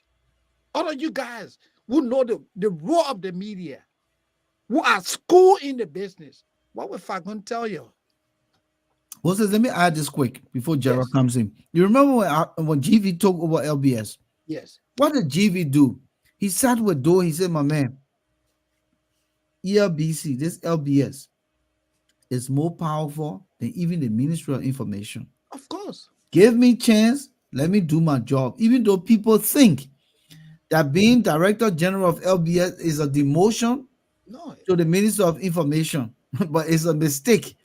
If you know how to position yourself at LBS, you are even powerful than the Minister of Information. of course. I'm telling you Yeah, the truth. you spreading the And messages. what GV did, GV tapped the best, and brought them on board. Look at his leadership at LBS and the transformation it brought Mhm. to LBS. Yeah. Those were the days when we were baby boys growing up and wanted to be in the media, and it was our dream. Mhm. And we started to practice in high school, meet the what is Yeah, in a high school special. High high school school special. special, having press corps in our schools, and Yeah. practicing the craft. So once that opportunity was provided, we were ready. That's someone who means well. So Yeah. I don't know, but Gerald, we But saw that you we're, know that there's something I wanted to chip in here to and let Mr. me bring Awaji. Alfonso back. Alfonso just went to Best Buy and bought a new computer. And there's something Yeah, I go wanted to ahead. pass Go ahead, Mr. Joe. Awaji. You see, Moses Sandy used some slogan some time back when we met here in Minnesota at Agile program. He said, when consumers become producers, then you have serious problem. And that's Absolutely. what happened in Liberia. Yeah. Whenever you have consumers sitting behind the microphone or the camera, don't even know that what they say has the propensity to sway the minds of the people to do the right thing or to do the wrong thing. Absolutely. Mr. Awaji, nobody ended the brethren. But when you said the brethren, we must give people chance. Fagon sat at the Ministry of Information and Culture and Tourism and pick up a story on Patrick Minicon. Now, you can't bring the story of Patrick Minicon and leave it in a thin air and say, the way you guys, the things you did to Patrick Minicon, you think you people would do it to Josh Weir? Now, I'm sitting in a studio where I got 200 plus tips, including audio of different things of the TRC and as far as Franzamiton, Fagon, you as the Deputy Information Minister for Minister, Public yeah. Press and Public Affairs, the people who sat in that office before you, go and do your homework. Maybe listen to some of the guys, let them help you. That was when I did a podcast and said, look, you're my friend and brother, but I can take you on the Patrick Minicon story. The assertion you're giving is a fallacy. It's not true. When you say those things to the public, to a generation that know nothing about what transpired during the Patrick Minicon's era, even though I was a little boy, but thank God for the tips and the writer provided to me, make me to do some research on the Patrick Minicon story. That alone has the propensity to bring the government into public disrepute or to bring the government into a serious question with the US government because his assertion was he was pointing finger directly at the United States government. Now, this man is sitting at the Ministry of Information, Culture, and Tourism. Then you write and say, we must give people the chance to perform. He performed before. When he took over, he called the journalists in Liberia as blackmail journalists. That President Weah will not give any journalist cateau. The history the brother don't know is that you never work in the media. Madam Saliv, even though I'm not a unity partisan, but I was active in the media when she was president. Madam Saliv never bored me, never blackmailed me to carry any story or anything. I think the first time we had an interaction was the president wanted all the cabinet minister to appear on my program to explain government policy. So, like Mr. Sandy said, what will Fagon do when there was a story that there were rebel incursion in Nimba County? Councillor Francis Johnson Morris was then the justice minister, having to be a mother and a good friend to me. I received a call from Mr. Yuri say the president wanted to Benjamin, close the station. Benjamin Jonas said we need to stop. That Fagon will want the man the man running campaign now. That Fagon will want. You know, This is why like and when I was called Fagon will to want. handle the issue, because Mr. Yuri was then on traveling ban and access free, he called me and said, Jerome, you the manager, you know the justice minister, you know the president. What can you do? I said, Mr. Yuri, with all due respect, I want you to just drop the phone, please. I was driving on the Gardner's Way freeway. The justice minister just passed by me a few minutes. Her convo passed. So I called, I said, Madam Minister, I come and see you. She said, oh, no, no, no, no, no, no, no, no, no, no. We're shutting down the station tomorrow. I said, Madam Minister, I'm driving to New Jersey. I'm coming to see you. She said, I will tell my security, they're not opening the door. She opened the gate. They opened the gate. I went in her living room, we sat down. She said, Gerald, we're shutting the station down. The president wanted to shut it down. I said, Madam Minister, with all due respect, can you allow me to go back to the station tonight? So we do another story. Tell me what is happening in Nimba. We'll handle the issue. With this brother who ran with the Patrick Minicon story, with this brother who ran with a lot of things about the media and previous government, can this brother water down that situation? No. Can this brother, we had a situation with the late Tom Kamara versus media practitioner working for Uri. Tom Kamara was writing a lot of stories on us. The press union of Liberia called him, the justice minister called him. He said he's not a member of the press union of Liberia, so he will fire. And I fire one time. And the minister said, the president said, you got to cease fire. Can this brother go at ELBC and then Alexander Cummings wanted to say something, or Simeon Freeman or any other person, will he understand the rudiments of communication to water down the situation and help the Liberian people to understand the actual story? So we're not against him, but he's wrongly placed, period.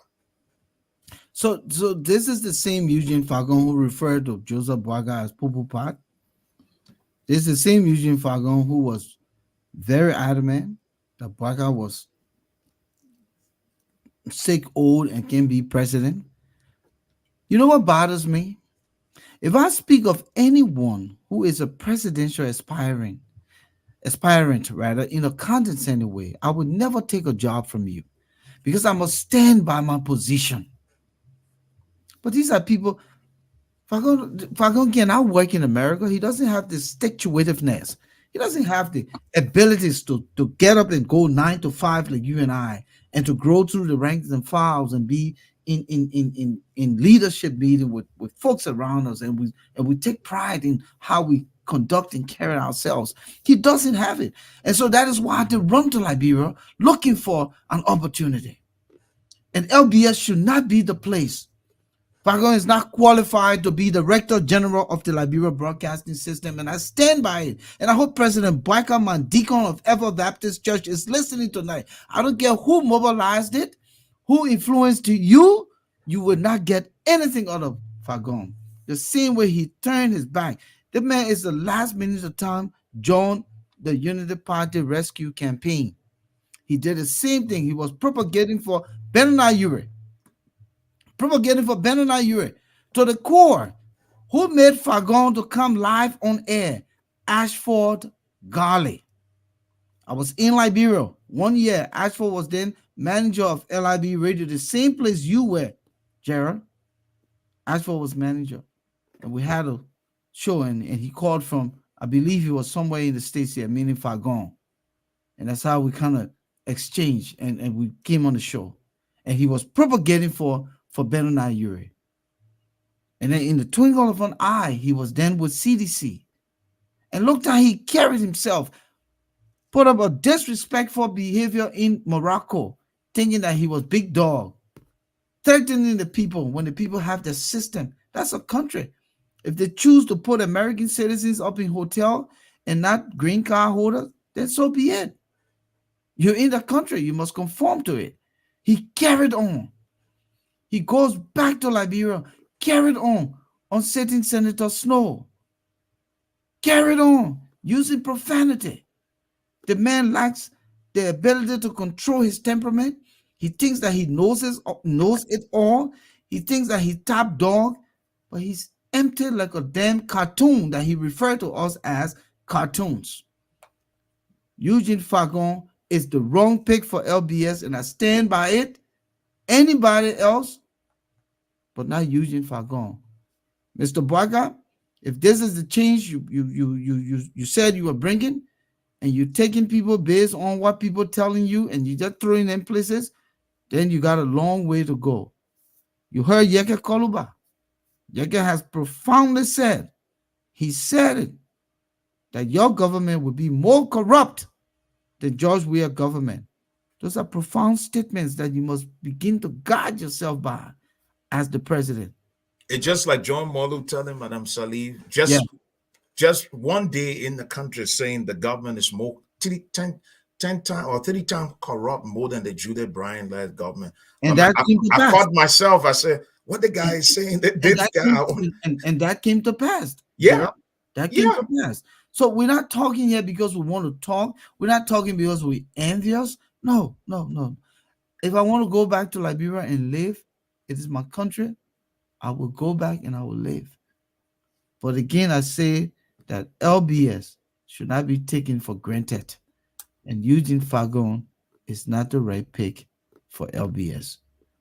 President Boaka recalled Eugene Fagon.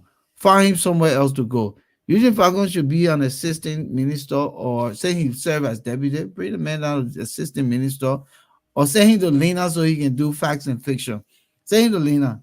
Jahar Kwame Opa Weeks were doing facts and fiction. You call yourself a director general, nothing going on, all day passing around Lena Panorama. Because you don't have the experience, you don't have the education, you don't have the creativity. And when we say these things, people think we want to say and we want to be braggadocio. No, we're just telling the truth. Our country cannot continue to be a settling mediocrity. We can't continue to keep this country regress because we want to appease individuals. This country can only progress and go forward by putting the right people in the right places. And unfortunately, we continue to see this happening. Even with Joe Boaka. Hey, man. Papi Boaka, I'm taking it from you. You will move Eugene Fagon from LBS and bring another person. Let's go to memory lane. Watch this, gentlemen. Memory You lane know, tonight.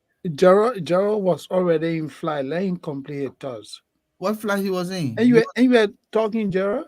My man, No, I'm done. in the I'm show. done with that I'm situation with the justice Hold on minister. in the show, yeah. Are the host? You want to be host? You want to be host? Let me online flight. I want to go straight to memory lane because Manisumo wrote something here tonight, and it's about the very LBS. Manisumo wrote something here tonight. Oh, my people, where Manisumo at? Where the man going again? Man, I can't sit down one play.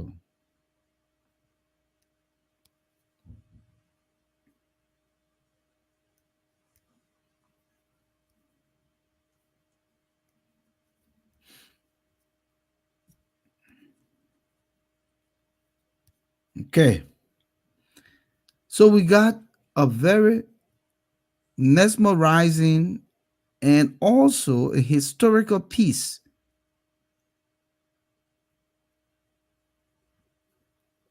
A historical piece. The man sent it in two times or one time? Which one he did here? Okay, so let's find. All right, this one is titled, and I want you folks listen tonight. Memory Lane, reading by Dr. A. Manin Sumo, titled "Today I'm Going Home." Today I'm going home. I'm sure many of you remembered this famous line in Liberia's broadcasting. Well, we, ELBC Action News, Monrovia. This was the time when radio in Liberia meant the world to everyone. Like Facebook, TikTok, Instagram, and all the AI of today, ELBC was the hub for factual news and entertainment. How can we forget the mesmerizing voice of Wilmot Stumblefield and Martin Brown? Behold, in the background were Cromwell Bedell and P. Amos George Jr. You'll remember Roots and Rhythms with Dogba Karanda, a musical program that helped me become a storyteller. All of a sudden, a pop star emerged called Richard A. Wilson, RAW, then Charles Russell, CR, Suck It to Me, smart and innovative Victoria Raffle, with the popular ELBC Expo Raffle draw, aka Four Door. Y'all remember Sarah Hayes Cooper, Sarah's Badu, and Patrick Manjo with the Sarah's Pat Show? What about Patrick Kume and his talking point? How about the innovative, well articulated Weird Kobarure with her Meet the Press? Tommy Raines with his Armed Forces Today.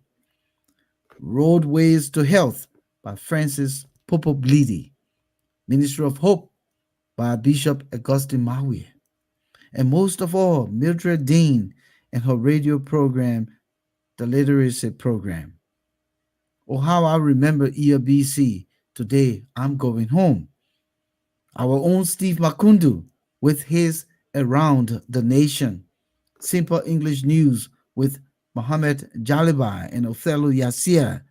Edison Zena EZ with the morning show. Louis Wiles and his Saturday morning jam.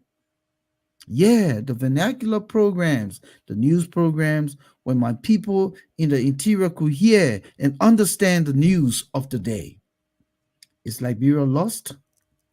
Are we together? Liberia can be found if we can come together and remember Herbert Grisby, Patrick Manjo, and Sarah's Badio with the great soccer commentaries. We can be together if we remember the Antoinette Tubman Stadium and the SKD. Where are Mohamed Kane and his news in French? James Kassoyan with his What the People Say. Shema Brown, Aravanja Richards with his music for the old folks. I wonder where she is. Auntie Howard Andrews with her children's welfare program. You remember the Rex Hubbard, Oral Roberts, and Billy Graham religious programs on ELTV?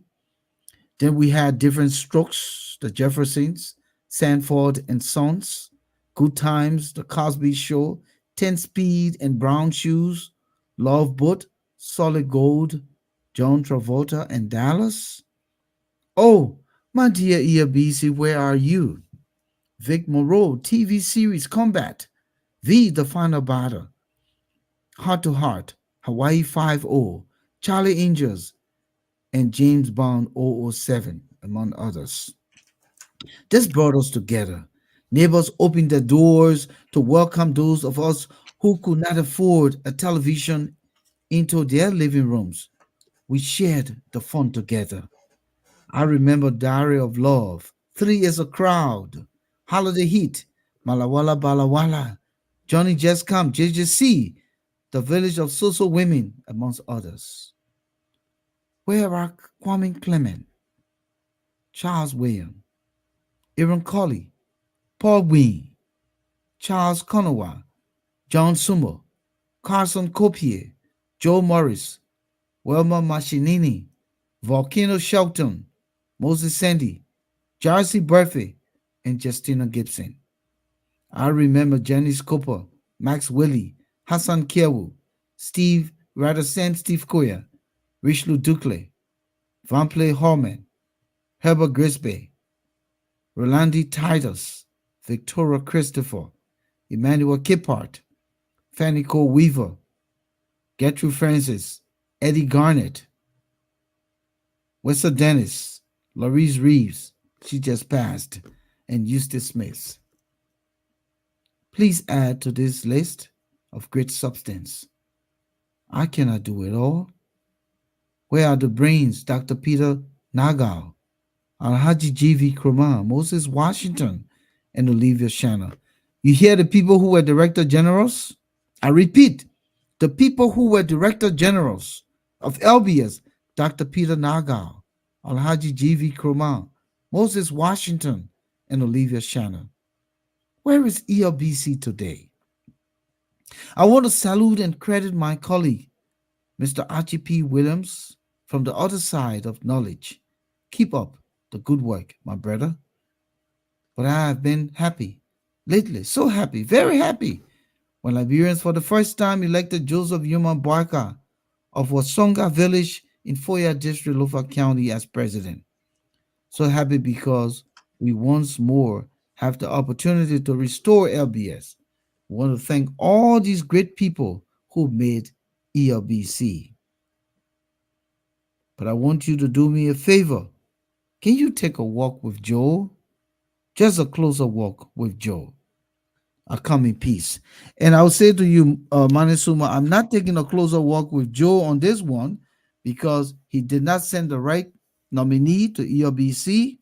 I just called some names to you: the G.V. Krumah, the Dr. Peter Nagel, the Olivia Shannon, and the Moses Washington.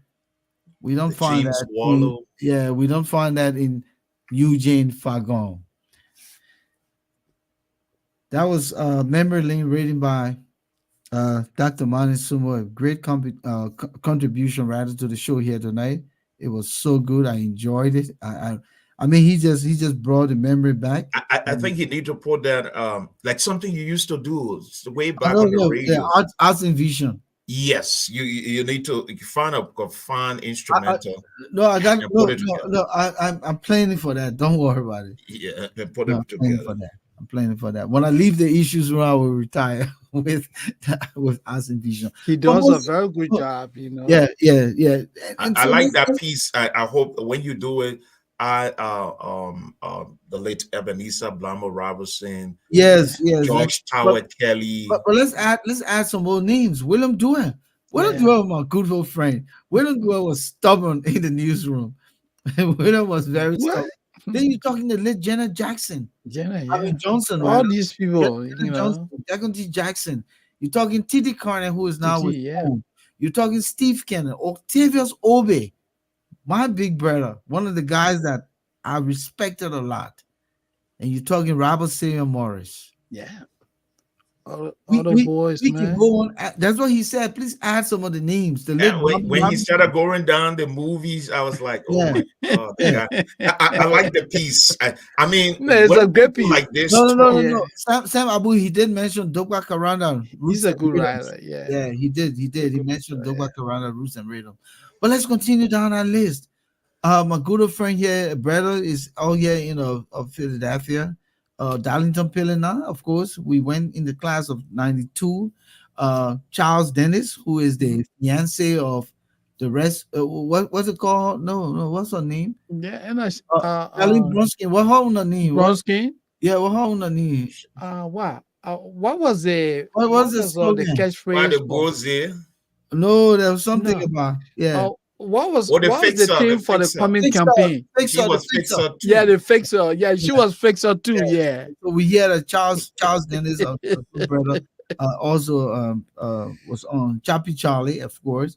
Um, let's do small reflection. I added in Eddie Garnett, of course. Um, uh, Titus Kessler. Yeah. You Oh man, remember all the Titus Kessler? boys, man. Tadas Yeah, Kessley, yeah. you know. Mhm. John Tower Stewart. Yeah.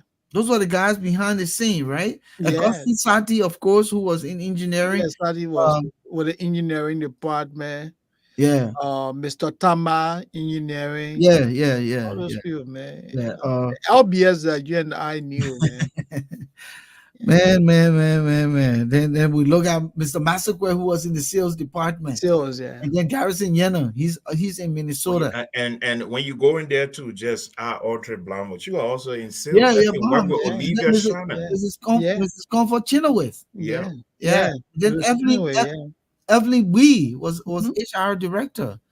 Man, yes, those were the good old days, man. I don't know if Then you have one young guy at ELBC when I was much smaller. Fasu was, oh Fasu, Oh, yeah, yeah, Fasu, Fasu. I yeah. don't know what He Fasu was the is errand now. man, yeah. yeah, Fasu Jabate. Yeah, the Fasu Jawate, Oh, my man, so we should add in some of the language announcers. So let's look at Elijah Tambabono.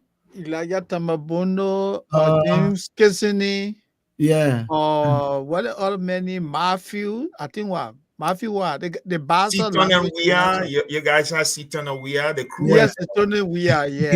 yeah.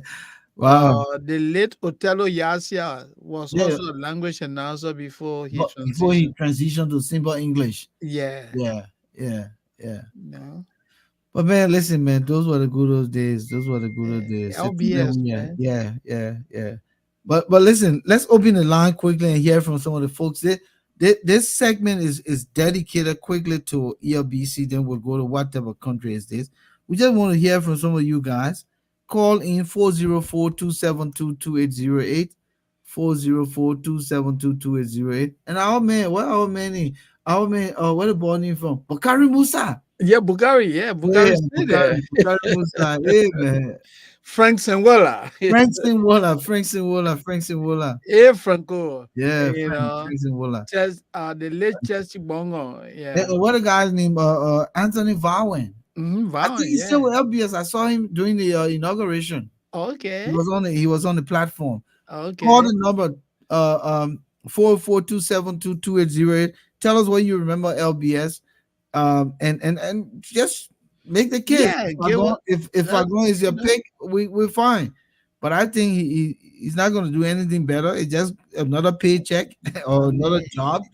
LBS cannot be a proper kind of, outlet. So we're opening the line just a little bit if you want to call, but we'll continue with whatever country is this. So Moses, whatever country is this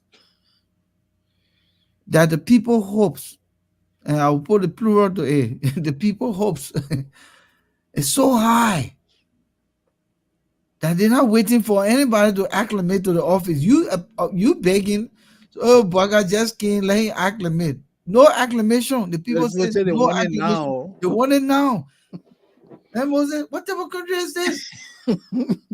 Whatever country it is that you take over in less than 3 weeks, my man. They say everything should be bread and butter, my man. Over there, Gerald.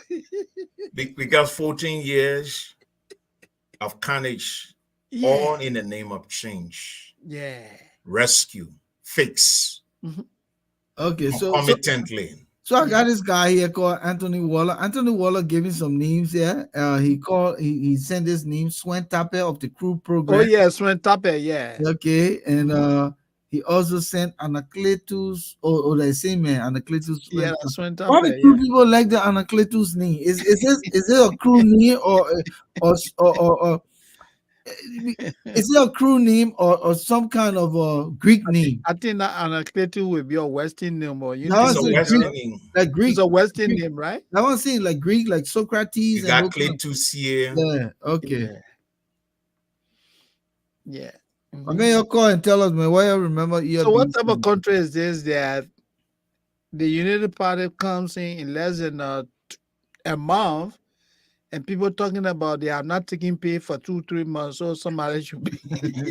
But my man, and we always say when you jump inside things, when you jump inside things and you know how things are, things can be things, then you Ever people big your man, your kid, the UP the opportunity to settle down. or Go whatever ahead. country is this? Mr. Abu Hold on. Kamara said the Greek people, their fathers tell the Yeah, Greek life, right? yeah. No, Whatever country. the reason why most of the people, the crew always have this kind of name is that most of the people were seafarers.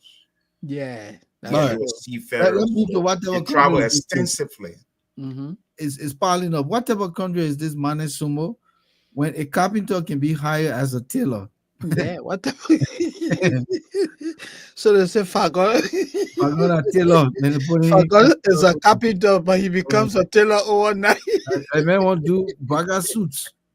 Whatever country is this Christopher Wesley that the president is appointing more advisors than his predecessors? Whatever country is this Flomo Livingstone? People are expecting Liberia to turn into Dubai in less than a month. Yes, Yeah, that's a yes, good one there, Flomo. Yeah. yes. I mean, in less than 1 month, you want the country to be Dubai? Whatever country is this? Hashtag Yeke wants persecution in 3 weeks. Thomas Awaji, whatever country is this? Where weed smoking slum dwelling musicians are on the MPA payroll as consultants. Can you imagine that people like what they call it? What the guy need who did that song? The one what he ran They for lied to us. no, yeah, he ran for representative. What Oh, his you're name? talking about Takun J. Takun J.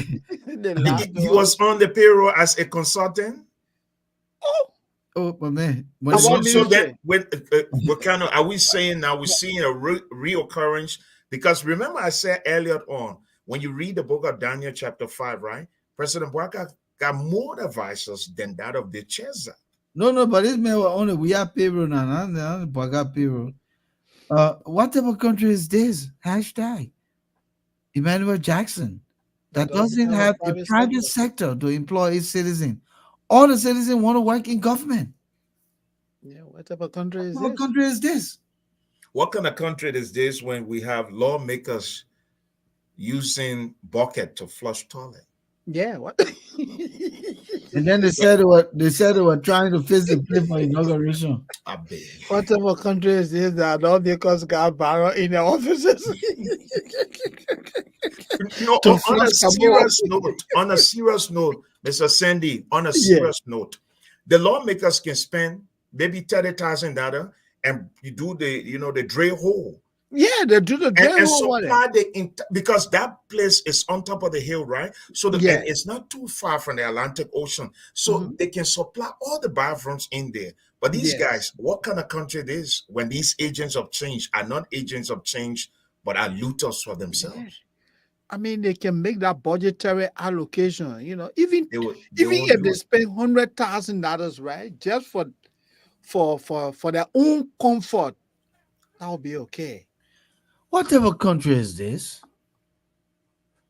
that the president who has more than 40 years of experience still looking for advisors? Whatever country is this?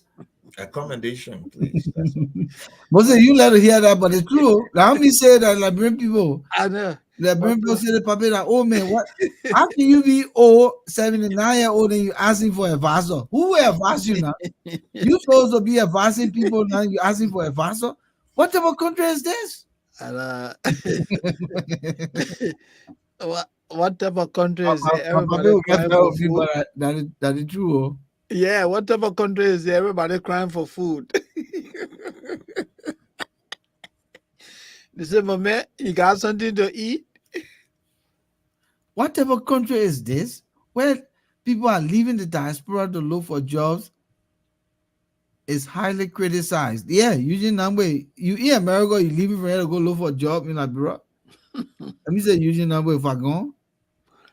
What type of country is this that a lawmaker house was on fire and at the same time people running to the well to draw water to put the fire up? But remind you, the same lawmaker sits there. He got the people, they own the Ways and Means Committee, he own executive committee. He tell the president, say, my man, the thing we taking risks. Yeah. You just build a non-street resident. They know that we don't have what they call it, fire service Yeah, You no need fire money to come service. there. You just pay 49 condominium. You don't have fire service. Let's put money in the budget to buy at least 10 fire trucks and station them around the place. He didn't do it. Today now, a house burned to ashes. And Somebody the called house me. was on fire, Sir I said, Joseph. burned to ashes. He said, You on know, fire. people running to the well, my man. So listen up. Somebody called me and said, I know that man had money in that house. All gone. Who knows? It could be. It's sad though. What type of I mean, country is I that? was rather in sympathy with what I saw. I don't know, Gerald, did you see that video? Yeah, I saw the video, but here's the interesting story, Bill. When President Boakai was vice president and Madam Ellen Johnson was during her presidency, there's a Liberian old man. I think he retired now. He used to be the mayor of Hampton City. The Okay. city of Hampton have five fire trucks and an ambulance and 50 scholarship. At that time, the information minister was then Cletu Sear. Yeah. This Mayor P. Flomo, the former secretary to the Liberian embassy in Cameroon, Mm-hmm. brought the old man to see me. And he said, Commis, I want you to help us. And they explained the story to me. Mm-hmm. And I told the mayor, I said, Mr. Mayor, that's an easy thing. I'm going to Yeah. call the information minister.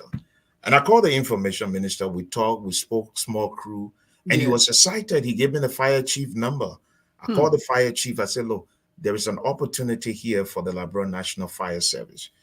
The city of Hampton got 50 scholarships and 5 fire truck and Fire an truck. ambulance to go to Liberia. He said, let me give you the justice minister number. He Hmm. gave me the justice minister number. I called, no response. We called the vice president office, non-president Boakai, no response. The only person that came to our aid was the former senator, Adolphus Dolo, allies General Peanut Butter. I Yeah. called Adolphus. He said, come in, don't worry, my Peking. We'll put it on the floor. We'll bring it to plenary attention. Mr. Sandy and Mr. Shelter, you know that Liberia only needed $50,000 at the time Wow. to move the fire trucks because when in America when it's giving our used thing, it's not Yeah. that bad, especially No, it's in for good fire condition. trucks now. So we're going to get 5 fire trucks and 1 ambulance and 50 scholarship for firefighters. The city of Hampton will support. The first 10 will come, they To go do it. back. So just imagine each one train one. So if we have 5 fire truck going by, 50 firefighters trained. Wow. My brother, I will tell you this: don't only look at the politicians. President Boakai came to America. He was invited to a program in Brooklyn Park. The mayor came to pick me up. He said, Kumis, I want us to go. Madam Sally had a problem with me with icing people. Is my actual name P. Flomo? Oh. 2, group of Liberians who went to Booker T. Washington, some of whom are bishops and pastors, Yeah. having to be a good friend of President Boakai. Now, I see why President Boakai got more advisors now. Having to be a good friend of President Boakai, we entered the hall. We sat down front row where you can see the vice president. The vice president can see all these pastors and bishops here in Minnesota can see us, and they know that this guy is a Liberian, and they heard about this thing about the fire truck. You know that mayor will never even recognize. Amen. We never had an opportunity to interact with President Boakai. Wow. So those homes that have been gutted by fire, the victims, some of the people here in the diaspora are responsible. And when I say, I don't bite my tongue to say it, because I was the liaison between the city of Hampton and that of the Liberian government. At that time, Dylan them who presenting themselves today to be angels were behind Rabbi Salif. They spent $1 million building small meeting stadium today that cannot even, I don't know whether they're in existence, but we lost the opportunity only because Mayor P. Flomo, quote unquote, wanted to run as a presidential candidate. So you deprive your people. But this is the reason why you see homes have been gutted by fire today. The Thank you. situation is Thank very you. sad, oh, and homes are getting. Emmanuel Jackson, whatever Yes. country is this, the Not only national homes, security? but people lost in their life. So Mhm. that's how mean these guys are. Yeah, let's That's go how back. mean. Let's go back to whatever country is this that the national security agency is facing audit. Oh yeah, that's a good one. Isn't it a revenue generating agency? Something went wrong there. Hmm. Yeah, All right. So Moses, yeah. it's after 9. Let's call it a night. I got to Hmm. wrap up here. It's 9:11, and Thank you. take your 1 minute quick. Wrap it up, Gerald. Wrap it up, and let's leave here 9:15.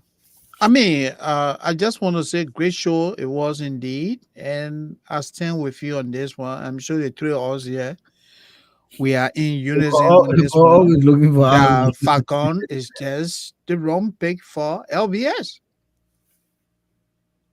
Hmm. That's how I would like to wrap it tonight. All right, Gerald. Well, I want to say thank you, Mr. Shelter and Big Brother Moses Sandy. I Sure. think we got to put the ball squarely at the feet of Aja now, and some of you, the veterans who are here, Yeah, to create a very big platform through Aja to help our people, because information dissemination is in the hands of the wrong consumers and wrong producers, and you guys need to come in to help. If I think if you people do something about this, it's going to help to emancipate the minds of our people in terms of information dissemination. that's Thank you true. so much. Thank you. Listen, thank you, gentlemen, and listen, everyone who watched this show tonight. It's not about Eugene Fagon. Fagon is a good guy. He has his flaws, but there comes a time when we don't force things.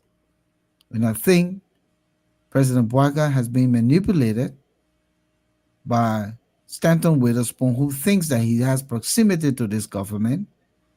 He can jump in things, he can grab information, and he thinks he can call anyone and push the envelope. Eugene Fagon is not the right pick for LBS, and I remain resolute on what I say. Yeah, I don't care who says what. This is my position.